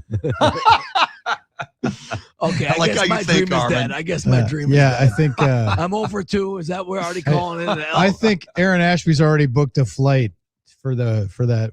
Him and Landry Shamet were playing golf. But it is not he's not going to Philadelphia. That's awesome, Armen. Just saying. But yeah, funny, Armen. Funny you should say that. He's been good and he's got the wins. But obviously I don't think that's gonna I had a dream for a while. That dream flickered. Yeah, sure. Anything else? The Bucks did make a 2nd-round pick, they announced. Yeah, they sent Cash to Orlando via the Cash Wizards. Is gonna have a big year too. Yeah. Cash consideration. 6'8", Australian Basketball League. Malik Lewis, who's from Trinidad and Tobago. Both of them. Right? Both. Yeah. Trinidad and Tobago, 6'8" forward. He looks lean. Looks like he can put the ball in the hoop. He's raw, obviously. Bucks are introducing their two newest players. Well, at the Hillside Boys and Girls Club today. I think they get one of those. Oh, in a trade that in is a trade that will be announced later in on. a trade that will be announced next week. I love that. What could that be? Now I'm worried. Yeah. I hope it's not Giannis. Good God. It is interesting though, the strategy. I guess the dream with the second rounder is the Jokic dream, or I guess now the Jalen Brunson dream. Yeah, where you hope to hit the lotto on one of these guys. Michael Redd, right? Yeah, before it was Chris Middleton. Middleton is a good example. There's a lot of money guys. Yeah. So who knows? Maybe the next one for the Bucks is the young man, or maybe Bogoljub Markovic, who was the ABA, the Adriatic Basketball Association MVP. Now you have your homework cut off. Who's the greatest second-round pick in the history of the NBA? Ooh. Well, I also like that we have a Mr. Irrelevant, right? I mean, 60th pick. We got him. Mr. Irrelevant, we got one. We did. Yeah. I don't think he gets a trip to some of the best ones traded 60th picked 60th overall would be former Buck Sam Merrill and the not so famous Isaiah Thomas, the second Isaiah By Thomas. the way, if you want to know the whole skinny about Giannis, read Jimmy O's piece. It is a long, in-depth dive into how things frayed between the Bucks and Giannis. Yeah, it's quite a ride by one of our best scribes around. Good stuff in there. Manu Ginobili, other great second-round picks. Yeah, he's good. Willis Reed, Hall of Draymond Famers. Green. Willis Reed? Yeah, he was. Wow. He was in 64, and then Draymond, obviously. Michael although he was Redd. top of the second round. Michael Redd, one of the best Bucks second-round picks. Yep. Yeah, big time. No question. Dolph, thanks for hanging out with us. We'll see you tonight on the grounds of Summerfest. I'll see you there, Drew. Going to be epic. All right, we're going to take a quick break. Hunter Baumgardt joins us an hour from right now. We'll look ahead to what lies ahead, the Brewers and the Cubs this weekend. You're in the Huddle, Fox Sports Radio, Wisconsin.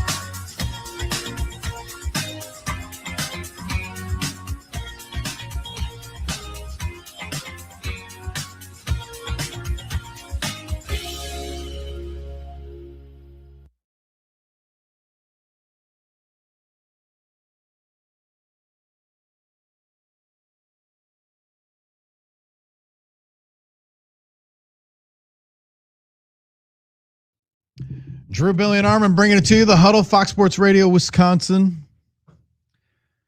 You can hit us up, 877-794-1973, and it gets you to the NicoletLaw.com talking text line. Billy, who's our current electric superhero of the day? Can I give it to Jim Osarski? I love it. Jimmy O, the Polish Prince. Because Jimmy gave the reporting that we've all been kind of wondering, waiting for, and he had one of the deepest dives into how the Giannis era in Milwaukee came to a crumble and came to an end.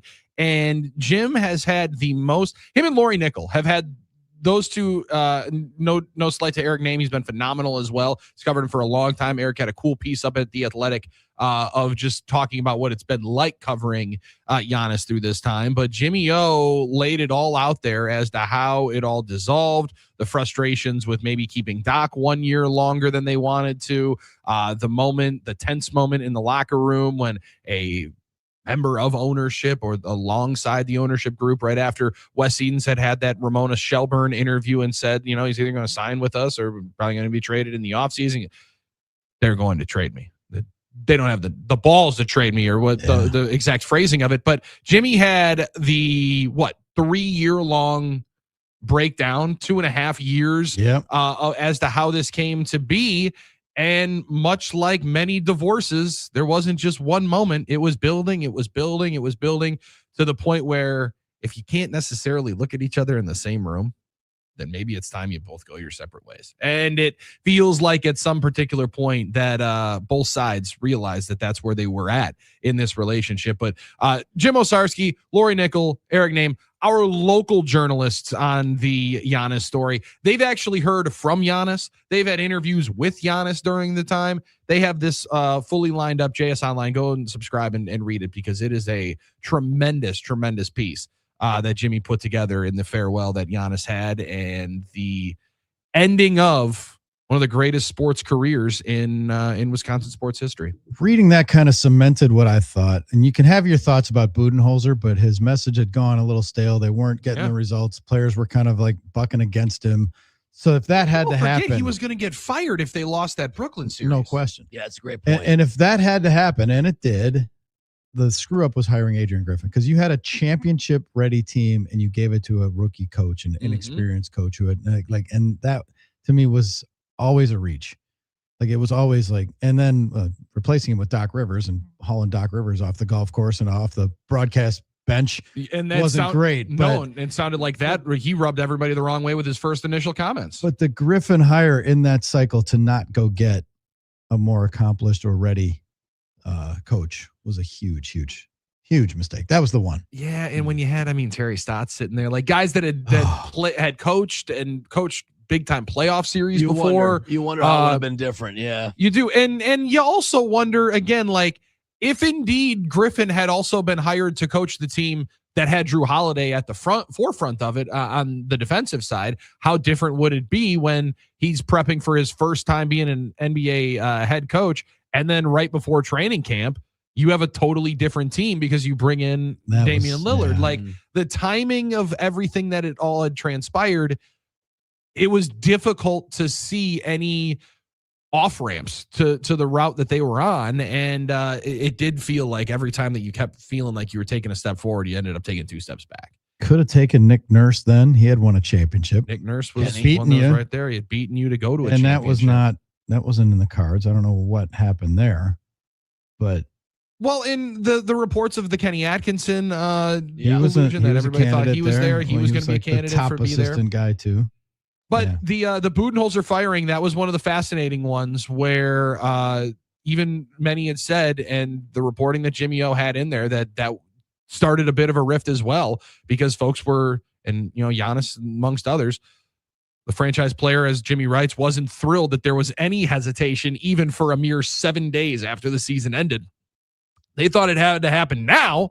Instead, they kind of dragged the feet, waited. And much like all of it, waited far too long. And then it got too dicey and got worse and worse and worse. And, Jay Crowder, 5 second-round picks. They just kept continuing to try to chase the tail, and it just kept getting worse. Yeah. Interesting Great stuff. Piece. And callcurrent.com. That will light up your back room, light up your It'll illuminate your backyard. This might illuminate you as a Bucks fan as to how the era of Giannis Antetokounmpo with the Bucks went down. Love it. Love it. All right, Hunter Baumgardt joins us in about 25 minutes from right now to talk Brewers, Brewers Reds, and get ready for Brewers Cubs. It's Cubs week here in the good land. You're in the Huddle, Fox Sports Radio, Wisconsin.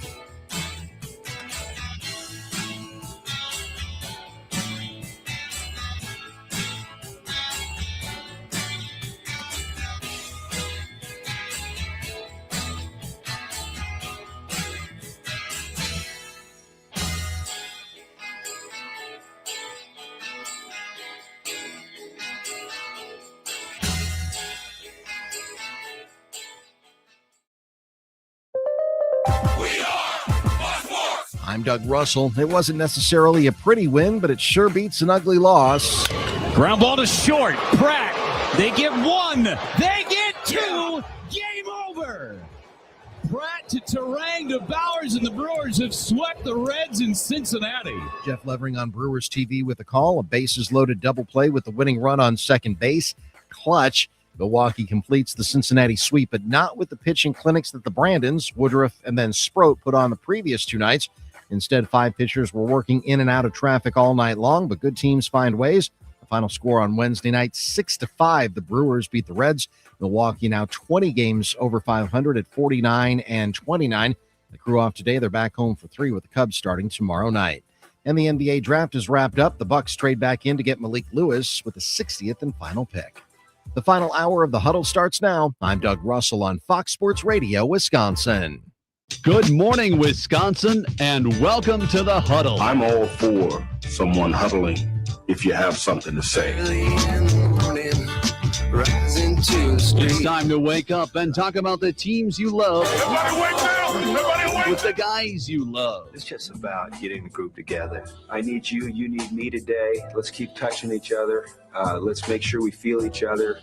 Let's make sure we smell each other's breath. Watch us on YouTube, Facebook, and X. You need 15 or 20 huddles to correlate with a number of cameras. Take the cameras off the field, and there'll be no huddles. Now gather around because it's time to huddle up. West left slot, 323 wide stick on one. Ready, be alert for blitz. If it looks like man coverage, I'll check. I'll go 200 get. You got to cut and crack. Now cut and crack. Red right 18 bob on one. Ready, cut him and crack. If you look at this play, what we're trying to get is a seal here and a seal here and try to run this play in the alley. We got exactly what we got to do. All right? That's all we're going down to.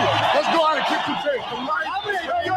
1, 2, 3. Keep doing what you're doing. Sit down now and make the play. Be right all the way outside. Wide, left, fake, 396 bag, B hand, C puck. Is that long enough for you? I want you to be proud of your profession. It's a great profession. Go out there and play this ball game like I know you can play it. With Drew Olson, Mythical, legendary figure. Bill Schmid. Oh, my God. This man's been out all night. And Armen Sarian. This is it. Don't get scared now. Sanchez, we ready? Fox Sports Radio Wisconsin is on the air.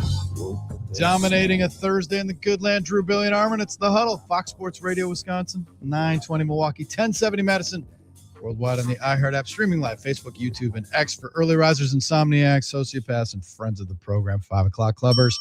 Everybody else who's huddled around at 7 a.m. on a Thursday. Brewers beating the Reds last night. We'll talk about that with Hunter Baumgardt coming up. Still processing the Bucks moves and Bucks moves to come. Someone was asking me, and did you see someone asked us before about the Giannis mural, which is not coming down anytime soon. According to the owner of the building, the PR firm that's there, they're keeping it, which I think is appropriate.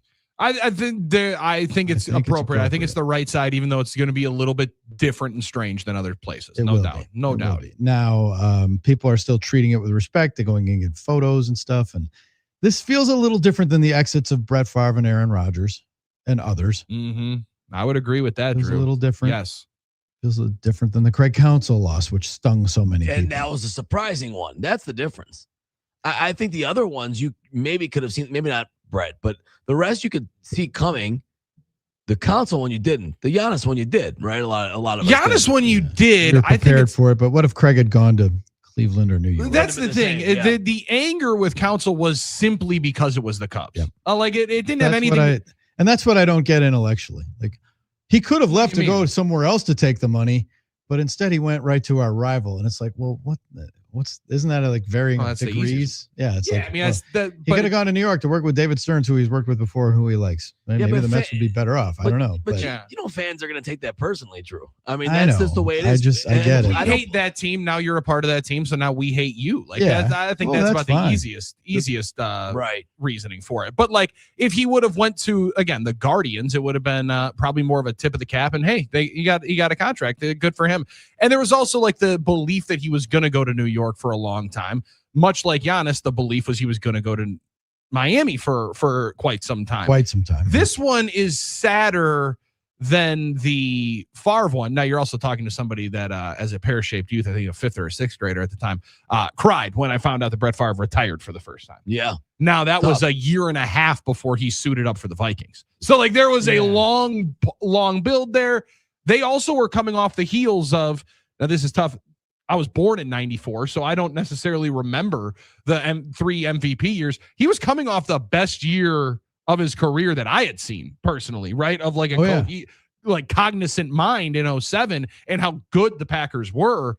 For it to then be done right after that made it even tougher to swallow at that point. Like if the Bucks had just gotten bounced by the Knicks in 7 games. Great point, Billy. And then Giannis was flipped to Miami, there would be a lot more venom and anger, I think, at this exact moment. You're right. Than with that one, which felt like, wait a second. No, you still got good football and you're not going to play here. You're not going to play at all.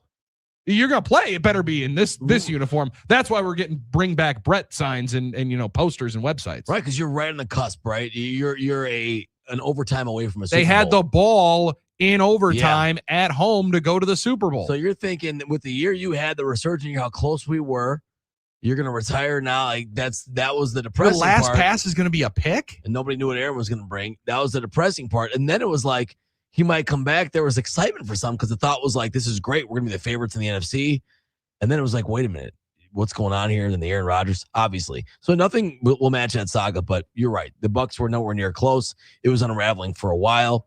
But I think for fans, there's a sense of you want your great players. You deep down somewhere inside you want them to know, or you want to think to yourself, that they believe, that they feel they're more than a mercenary, that they feel what you feel, they desire what you desire, they love what you love, which is, genuine loyalty to the city, to the team, that they actually love that. And a lot of times it's just not the case for players.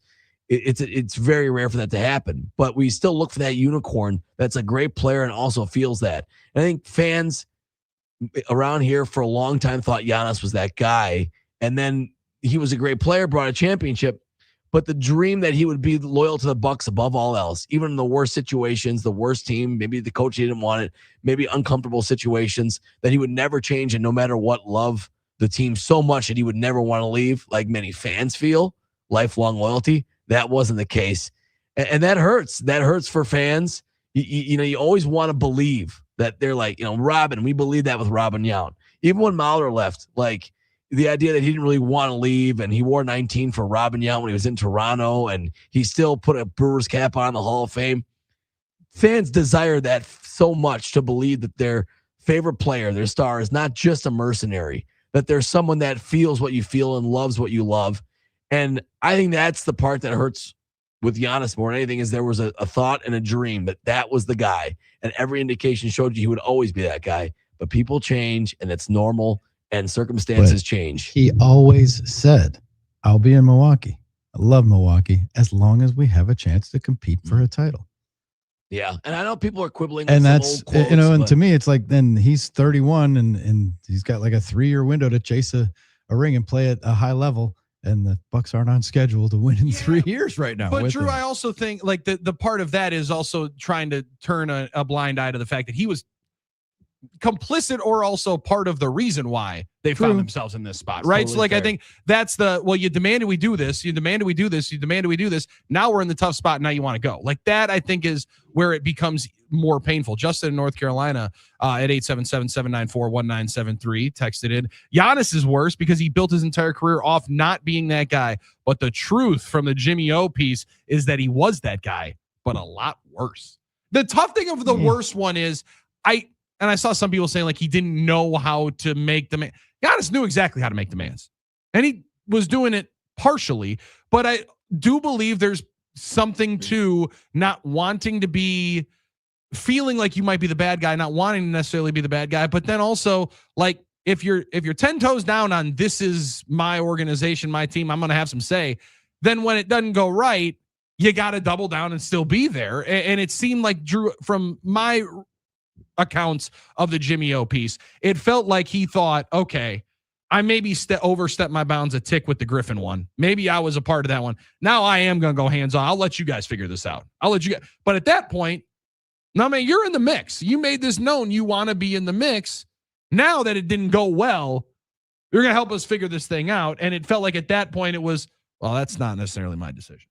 Is that fair? Like that's just how I read it. Fair. That's how it seemed of, I'll put my 2 cents in, but if it doesn't go right, then I'm going to step back.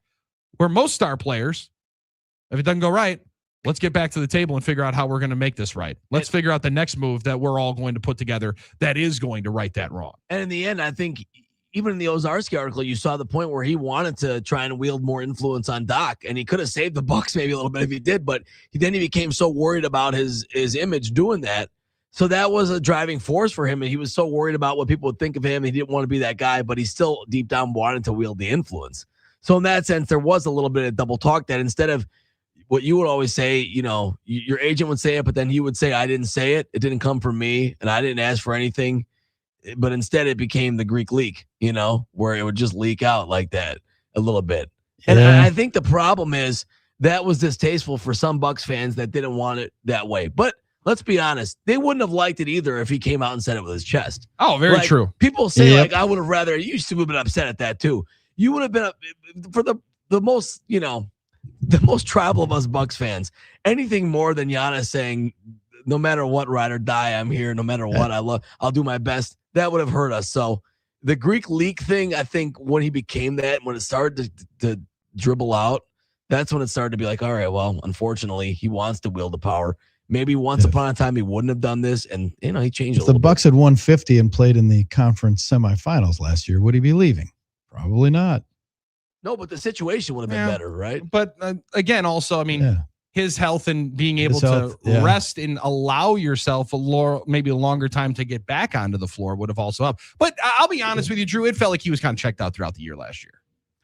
Yeah, it didn't seem like even when he got on the floor, he knew they were going to stink, and there wasn't going to be. Part of that is Doc too. And again, that was all. Like I go back to the Griffin hire. You had a championship ready team, and you had like one last run. We hired a guy who's never called a timeout. And he was a big part of that from the Jimmy O piece. He was a big part of that. And he was a big part of getting Bud out, but he and Chris and Drew met with Griffin. The rumor is that he was pushing for Griffin. I don't know who was pushing for Adrian Griffin.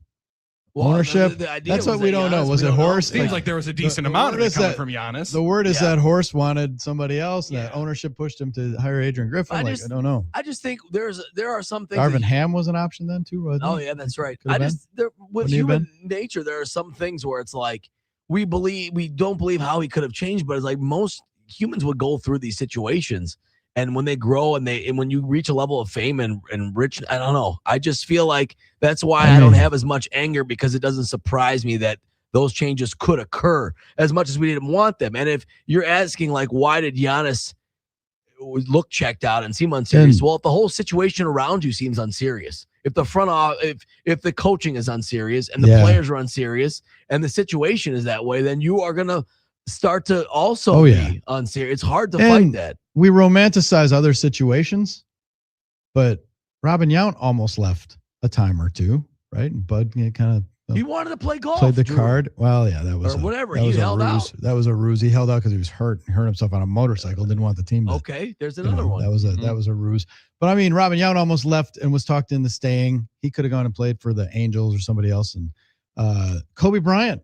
Vanessa was looking at houses in Chicago. Demanded a trade. Put me in a Bulls jersey. You always bring that up. Put me in a Bulls jersey. Yeah. He was looking around. So even the athletes who stay in one city for the entire career, they get the wandering eye.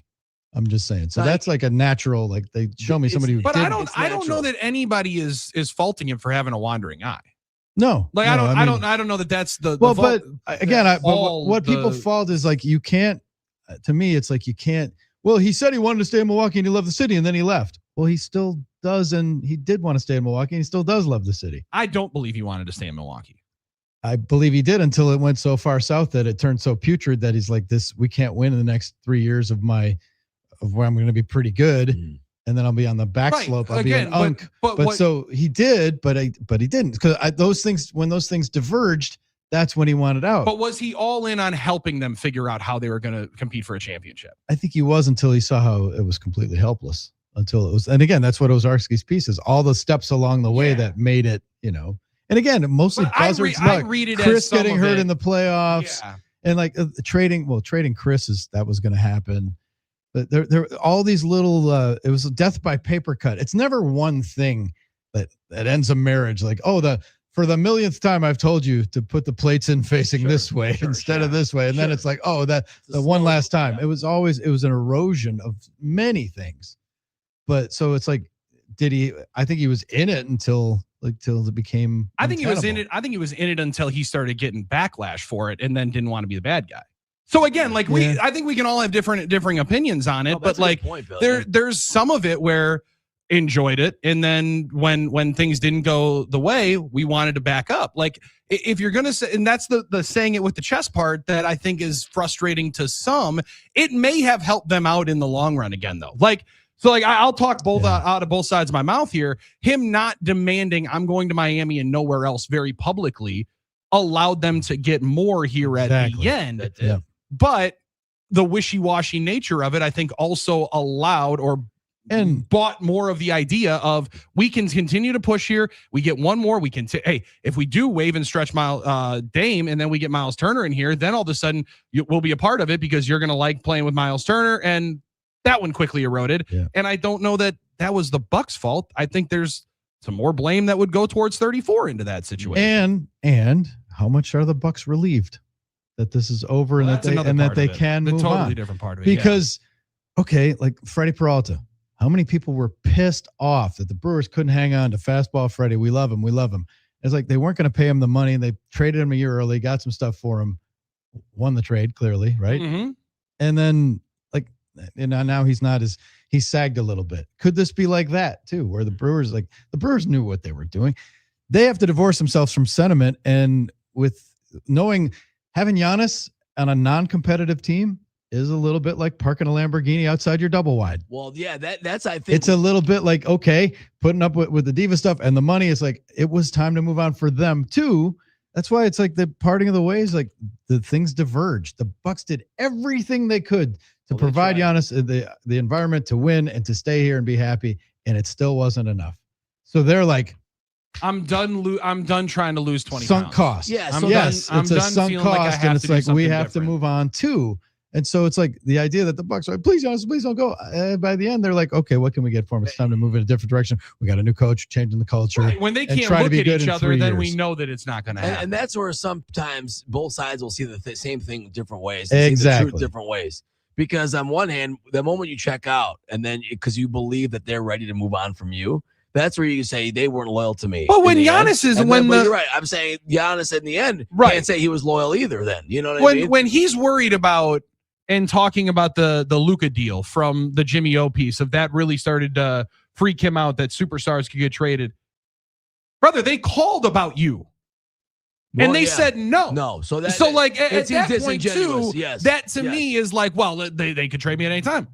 They tried to do the exact deal for you, and they said no for a younger player who's offensively potentially more explosive at this particular moment, been on the floor potentially more than you at this exact moment, just went to the finals.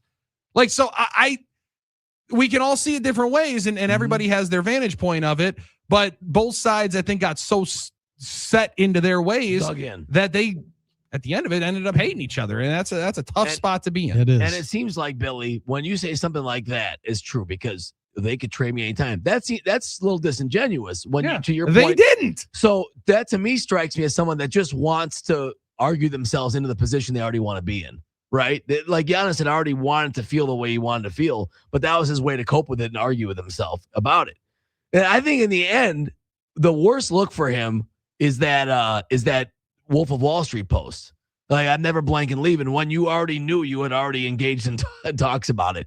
That one really made you look like, okay, you're just kind of like, you're doing double talk here. Like, you're being disingenuous.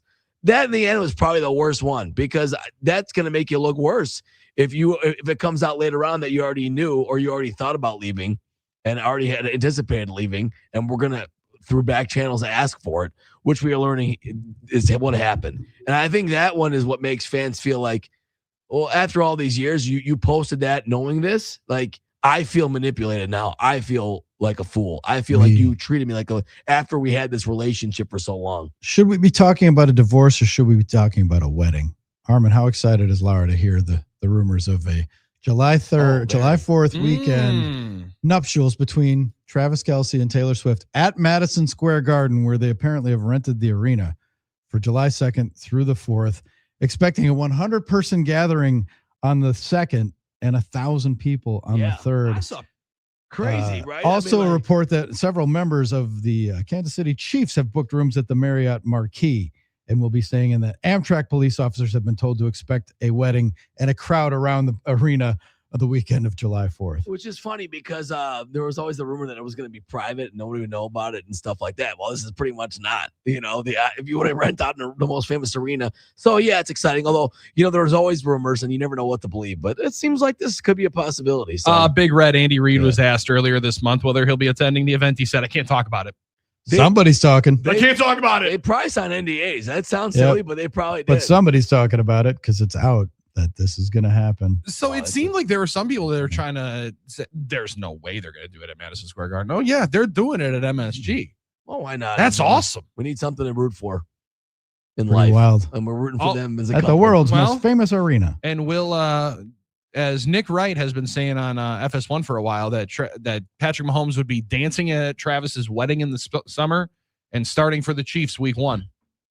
And my one could be off the list coming up next week. Yeah. He's dancing there. I got to assume he's playing week 1, right? Like the Chiefs aren't going to be in the midst of all these primetime games. They don't think that he's going to be ready to go week number 1. And Travis Kelce, one final year. Heck of a way to start it up at MSG. My goodness. Definitely. When we come back, Hunter Baumgardt's going to join us. We'll talk Brewers and Reds. An ugly victory last night, but a gutty victory. That is up next. Pretty. You're in the Huddle, Fox Sports Radio, Wisconsin.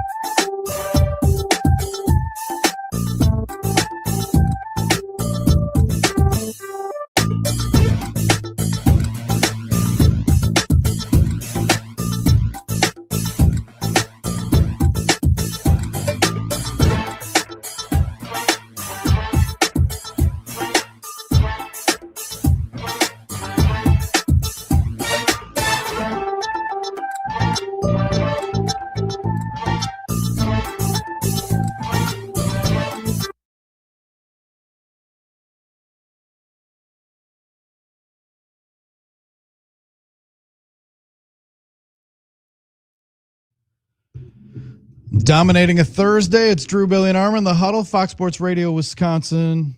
That's the time of the week when we're joined by our pal Hunter Baumgardt, our boots on the ground, our baseball go-to guy, brought to us by Import Minded.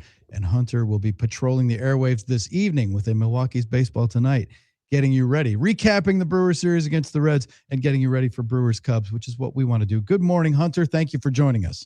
Good morning. Absolutely. Yeah, this team's going to be riding a 4-game winning streak into the weekend, and that's the kind of momentum you want heading into a series against the Cubs, right? It's nice when you got a 4-game winning streak and you're not playing well. They're pitching well, but they were until last night and late, but then doesn't seem like they're playing well. And Hunter, that last night was one of the uglier wins that you're going to hang in the museum. Totally. Absolutely. That was one of those. I'm not really sure how they won that game, but they somehow did. And that'll happen throughout a season. There's games that go the other way and they all kind of even out when you look back at a season after 162. And last night was one where you're sitting in that ninth inning, the Reds have the bases loaded with 1 out. Kunal's throwing his 30th pitch, and you're like, I don't know about this. It just feels like it's going to go the Reds' way. They're at home. They got the winning run in scoring position. But, boy, both teams were awful with runners in scoring position in the series, and that, it ended how the series went, right? The Reds were not able to capitalize on having the bases loaded with 1 out. They get the double play. Cooper Pratt, little bit of a bobble, but he's able to get the ball out to Terang. And they get the win in their first sweep in Cincinnati since July of 2023. And for them to also, I mean, the Reds get Ellie back in here. I know they've been missing that bat in the lineup. He has not been kind to Brewers pitching in his career. Good to be able to hold him down as well. But just from the standpoint of not having your 3 top guys yesterday, you could chalk that up as we'll let you know on Thursday how we feel about the road trip. But with 2 tough luck losses on Friday and Saturday, to come out of here 4-2 and now have Joe Kunal being one of your high leverage arms, maybe going, I don't know, that might be the definite maybe in that situation. But Hunter, Drew and I have been talking, you need to add something in that bullpen, whether it's Jared Koenig off maybe the longest rehab assignment that I've seen in quite some time, whether it's Kunal or 1 to 2 pieces on the outside. This month, you got to figure out how many arms you need to have going into the playoff race. It feels like they got some answers there yesterday as who could and who couldn't. Yeah, I think so. I mean, there is a steep drop off right now between your A bullpen and your B bullpen, right there. They both pitched, the B bullpen was used against the Guardians in the series finale last Thursday. Didn't go well. They end up losing 4-2. And yesterday it's used again and they gave up 4 runs and then almost lose it, but they somehow get out of there with the 6-5 victory. But, yeah, they just were trying to find whoever could have it last night. Obviously, McGill and Ashby were down. Uribe was suspended, so you were down to Patrick. Couldn't really find it. Grant Anderson definitely couldn't find it. Yoho got the 1 pitch and got out of the jam in the 7th, but couldn't find it really in the 8th. And then Kunal was able to kind of be the star of the evening. He wasn't great. I mean, he was in traffic, but somehow was able to maneuver out of it. And I think he is your one guy. He's more of a veteran. He's been there, done that. I think that helps. So he was the one to kind of get out of there. But you're right. I think Jared Koenig, it sounds like, is going to be back this weekend against the Cubs. I would think he'll be activated tomorrow. And then you have Robert Gasser is actually going to be available out of the bullpen this weekend as well. Now, Pat Murphy also said, he hinted basically at the fact that that's before Robert Gasser returns to the rotation. So I'm wondering if he's maybe going to take the spot of Drowan. I love Drowan in the bullpen. He has a really good ERA out of the bullpen. So if I were to pick one of those two, I would say, yeah, let's get Drowan back in that bullpen because I think he's almost more of a weapon there. I get you've needed a starter, right? When Brandon Woodruff was out, you needed a starter. But if you're going to a 5-man rotation, I say stick with Gasser in that rotation. Put Drowan in the bullpen. It bolsters your bullpen, at least for now. And then I do see them making a trade for a bullpen arm before the trade deadline on August 3rd.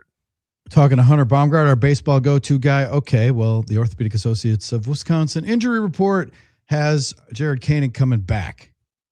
Right. And so we were talking about him earlier. What do you expect his role to be? And what do you expect him? He's had a long rehab, like 11 outings, Billy, in the minor leagues. 11 outings. So Hunter, what do you expect when he returns? What will his role be? And how long will it take him to approach his effectiveness from the last year or two? That's the thing. You're looking to get back to that spot. He really hasn't been himself, even in spring training, and then to start the year, and now with the injury. So you're looking for maybe even that velocity to go up a little bit as well. Pat Murphy said yesterday before the game that he's hoping that maybe the major league adrenaline and everything gets the velocity up a little bit. I'm sure it will. It does for almost everybody, but I think it's not necessarily going to be like him in a high leverage 7th inning role, right at, or the 8th inning, like we've seen in the past right away, maybe. But look, they need lefties in that pen. So I think it is, they have just Ashby right now. So you need a guy who's going to come out of that pen. Obviously Gasser, if he's in the pen this weekend, will be a lefty guy as well, but you need a guy who can come in and put out a fire, and Jared Koenig has been very good at that and very good in those high leverage roles. So I think he'll grow into that. Will it be right away?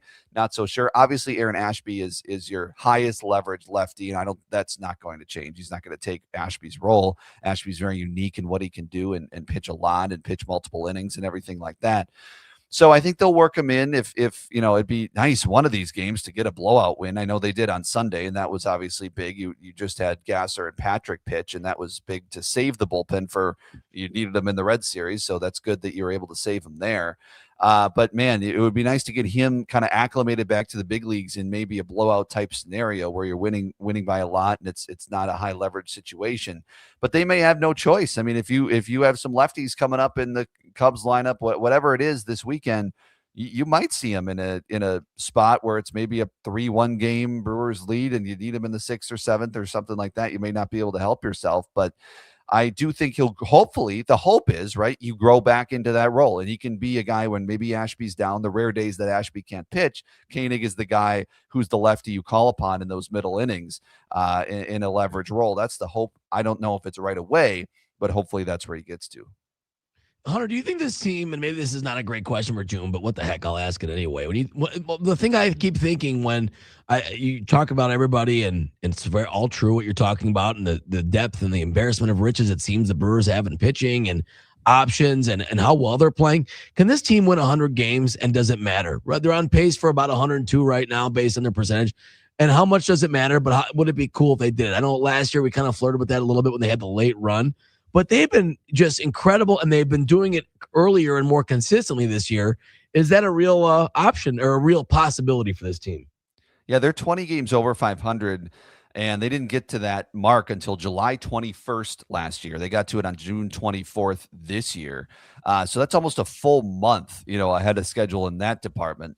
And I don't think they got their 49th win till like July 5th. So they're 10 days ahead on that as well. Yeah, it doesn't matter, I think, is a great question, because obviously what we saw last year, 97 wins. It was, I think it depends on what you as a fan, I think, prioritize. And obviously we all want a World Series championship. Okay. Yes. Of course. We know that. Right. Yeah. We know that. That aside, you also want to enjoy a baseball season. A baseball season 6 months. And last year was one of the most enjoyable baseball seasons in the history of this franchise because they won 97 wins, because there were so many storylines, because of the winning streaks, because of Miz bursted onto the scene. There are so many different things that went on in the season last year, the walk-off wins and the comeback wins and everything like that. And it was such an enjoyable season. Yeah. So I think this year, I think you're starting to see some of the similar things play out, right? Where it's just another enjoyable baseball season. Look, I know that is not the goal of just, especially in that clubhouse and in that front office. They want to win a World Series. There's no doubt about that. And last year they got one step closer winning a playoff series. So I don't think it's bad to win as many games as you can, especially in a NL right now where the Dodgers are obviously, they're 52-29, but you're just 1.5 games behind them right now. You're now 1.5 games ahead of the Braves. If you can pull ahead of the Braves here and stay ahead of the Braves, winning as many games is going to be important so you can get that bye, not have to play that 3-game series when anything can happen. And I think so. I think it's very important. And hey, you're on pace for 102. Go win 100 after a 97-win season last year. Well, and the seeding does kind of matter when you talk about potentially being able to avoid one of those two, right? Like we talked about it on Monday, Hunter, and champions fear no one. Absolutely so. If indeed you got to the playoffs and you didn't have to face Atlanta or Los Angeles, well, one of them cannibalized the other. I would not be upset. So like the 1 seed almost feels like it would be the most important this year, because then you get to do exactly what it was last year. Didn't work out for you, but Philadelphia and Los Angeles last year felt like they were on a collision course, and at least one of them knocked the other one out. It is somewhat attainable and feels like that they're eyeing that up, not just try to win every single night, but they seem to be aware of everything around them in the chases that they're in already, even though it's not even July yet. Yeah, and because they have experience with it last year. It was, they were trying to get that last year, trying to get that 1 seed, eventually did, the battling with Philly, whoever it was. The Dodgers were the 3 seed last year. They didn't have the best record in the National League. They ended up, disposing of the Reds and then moving on, and we all know what they did after that. But and look, even a home field advantage, all that stuff matters. And so I do think that, and look, Pat Murphy is going to want to win every single game. We know his mantra is win tonight. So I think it's important. I think this team has definitely learned how to win over 162, obviously coming off the franchise setting, season last year. So I think this is going to be a spot where the Brewers are definitely, I know from a fan perspective, it's like, oh, what are they going to do in October? Well, enjoy this, because they're a really good baseball team. And the more you win in the regular season, the more it gives you confidence that you can win in the postseason and beat some of those teams. Liking that. Hunter, great stuff. Anything else we need to know about this ball club today as they enjoy an off day and then get ready for a series that will get magnified? Will it get swallowed up by summer stuff and by World Cup and by Summerfest, and or will these 3 games like really stay with us? Will this be a playoff preview? Will it have the intensity that we envision? What lies ahead? I do. I think it'll have the intensity, especially with Miz on the mound tomorrow. I think that game will be, the atmosphere in there is going to be awesome. Quick reminder, it's on Apple TV. And so make sure you're, getting your free trial, whatever you need to do. They're actually on Apple TV the next 2 Fridays. So maybe you just want to buy them. Oh, so if you do it, this is the month to buy it. Got it. Okay. Yeah. Yep. Yeah. Thank you, Hunter. That's a good heads up. Yeah, just a little tip for you. They're in Arizona next week, and they're on Apple TV. I'm actually their sideline reporter, Trisha Whitaker. I'm going to have her on Milwaukee baseball tonight, and then maybe even you guys can. She'll be huddling up with us then tomorrow morning. All right, she'll be huddling up with us tomorrow morning, no doubt about it. Excellent. Yes. So it's a nationally televised game tomorrow. I think when you have Ms. Harrison and Woodruff coming up against the Cubs, I think it's going to be a very, very exciting, intense. These 2 teams getting together whenever now. Of course, since Council went over there, it's a fun series to watch. It's an intense series. The fans obviously are in it. Brewers Cubs games have always been like that. I think this weekend's going to be no different. This is a team.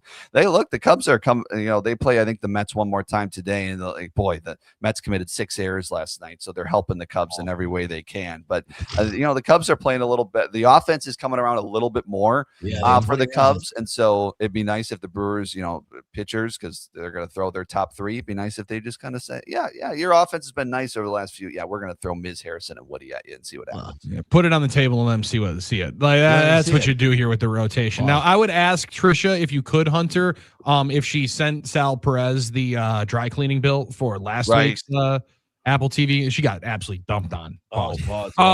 But you are talking to a Brewers fan that's trying to say it. Drew just mentioned there's a lot of stuff going on. It's summer. Summerfest is happening. A lot of big concerts, grad parties that are running through. You get 1 ticket to one of these 3 games. Which one are you urging a Brewers fan to go to?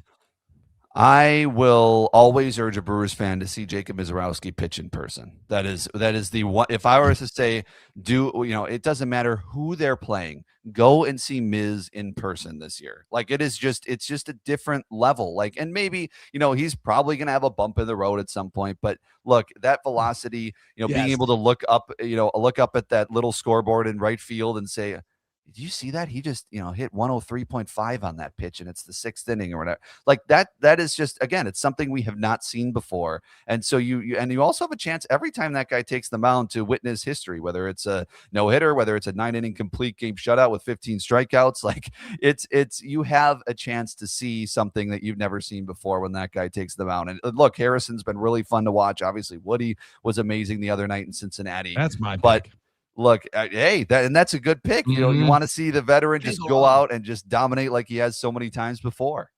Well, you can't go wrong. And it is going to be, an intense atmosphere, like you said, Hunter. The rivalry always is. And that's why I'm excited. I'm excited I'll be there Friday. But Billy wants me to tamp down my energy just because apparently I'm sitting around some Lars Purdue alumni friend. I'm not doing all that. Your wife's friends. I'm not tamping down any energy. All right. Love it. We're going for a pennant. Hang with them, Armen. Let's go. Thank you. Absolutely. Don't Hunter, embarrass your wife. I'm telling you that yes, right now. indeed. Hunter, great run. Thank you for joining us. We listened to Milwaukee's baseball tonight. Trisha Whitaker joining the party to talk about pocket pancakes and everything else. Brewers Cubs, which will be good.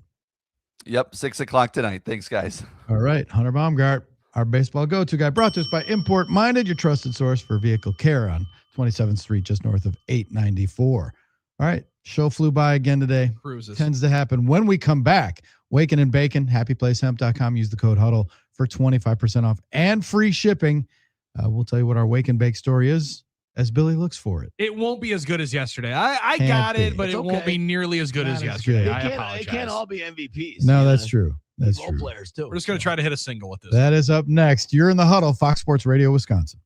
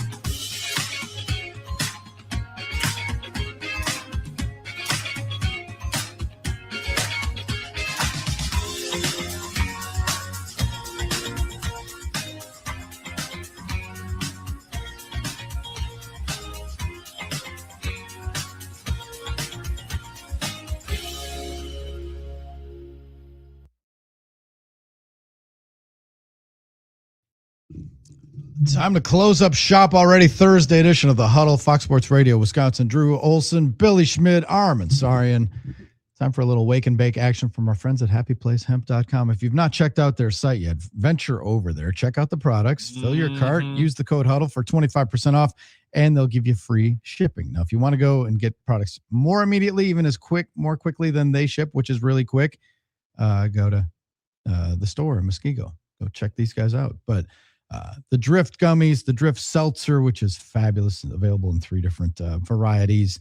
All the gummies, pet products, it's all there for you. Lotions, potions, tinctures, everything at happyplacehemp.com. Use the code Huddle, 25% off, and free shipping. Billy, tough to top yesterday's Wake and Bake story. What do you got today? Well, tough to top. I do have an update on yesterday's Wake and Bake story. There were some folks saying that let's go. The funniest part of the trash can story for the JP Morgan Chase executive that was fired over dumping out and taking the trash can off of the street and then taking it into the subway with her. Yeah, they're selling them online.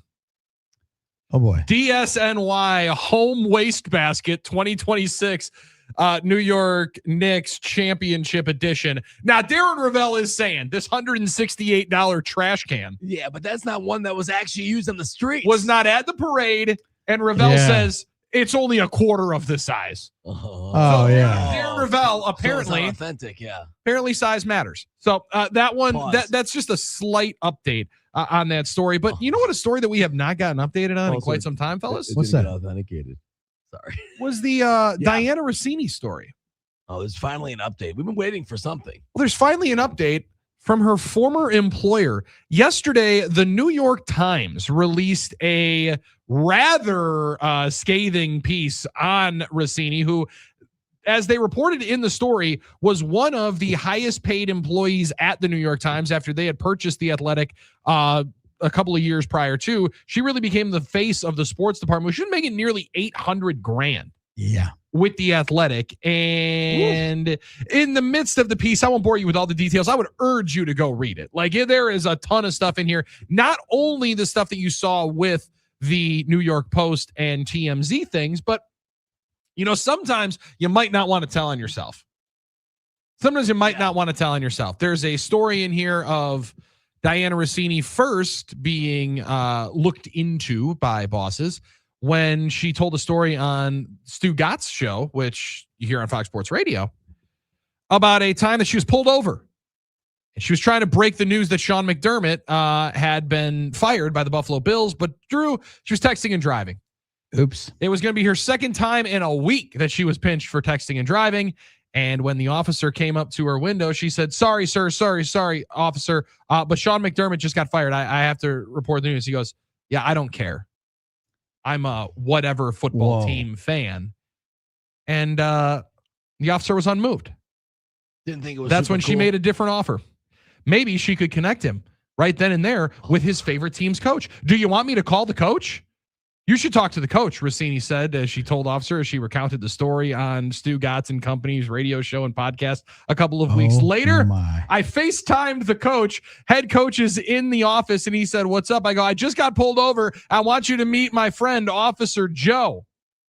The coach helped her get out of the ticket by telling the officer, you should let her go. She's a good citizen, Miss Rossini said, and the podcast host howled with laughter. I wish I had that kind of access. 2 months later, the New York Post published pictures. Her and Patriots head coach Mike Vrabel relaxing in the hot tub in an exclusive Arizona resort.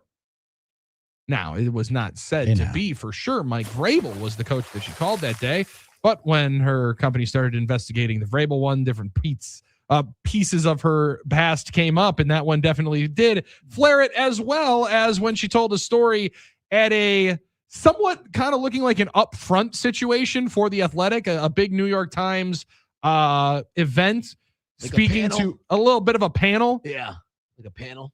And she recounted an interview that she did with Mike Vrabel. The interview, she explained, was rather boring until she asked him a throwaway question involving his pet peeve. Then the story went everywhere. This person who has been so robotic, as Rossini said, talking about things in the NFL, then he became real life. And the video went everywhere, and everyone can relate. She said it was insane about how open he was talking about his pet peeves. Like, what's wrong with this person? What's wrong with the Kraft family for hiring this man? She said, referencing to the owners, but obviously he's pretty good. Went to the Super Bowl this year about 2 weeks later after that story. Yeah. And after telling that story, she was seen in the hot tub in Sedona. When will we hear from her? That's what I'm curious about. When will we hear from her? Once the investigation, I think, fully gets wrapped up. That was a nice little taster of the New York Times. Her former employer, the one that's running the investigation, Drew, kind of letting all the cards out, saying, yeah, we've found some things. Just wait for a month when we get the rest of the investigation out. Wow. There you have it. HappyPlaceHemp.com, code Huddle, 25% off and free shipping. I just think you could have had called Phil Garner. Oh my God. You could have gotten out of so much stuff. So much stuff. Unbelievable. Right. Ned Yost. Yeah, Ned Yost wouldn't have helped. Should we call Ned? Tomorrow on the program, you guys are going to have to steer the ship. I'm going to be sleeping in. Let's go. Enjoy the hell out of it tonight, brother. I have to give blood early in the morning. I shouldn't have booked that, but oh well. It's my duty. We'll see you. I'll see you on Monday. Have a great weekend. Peace.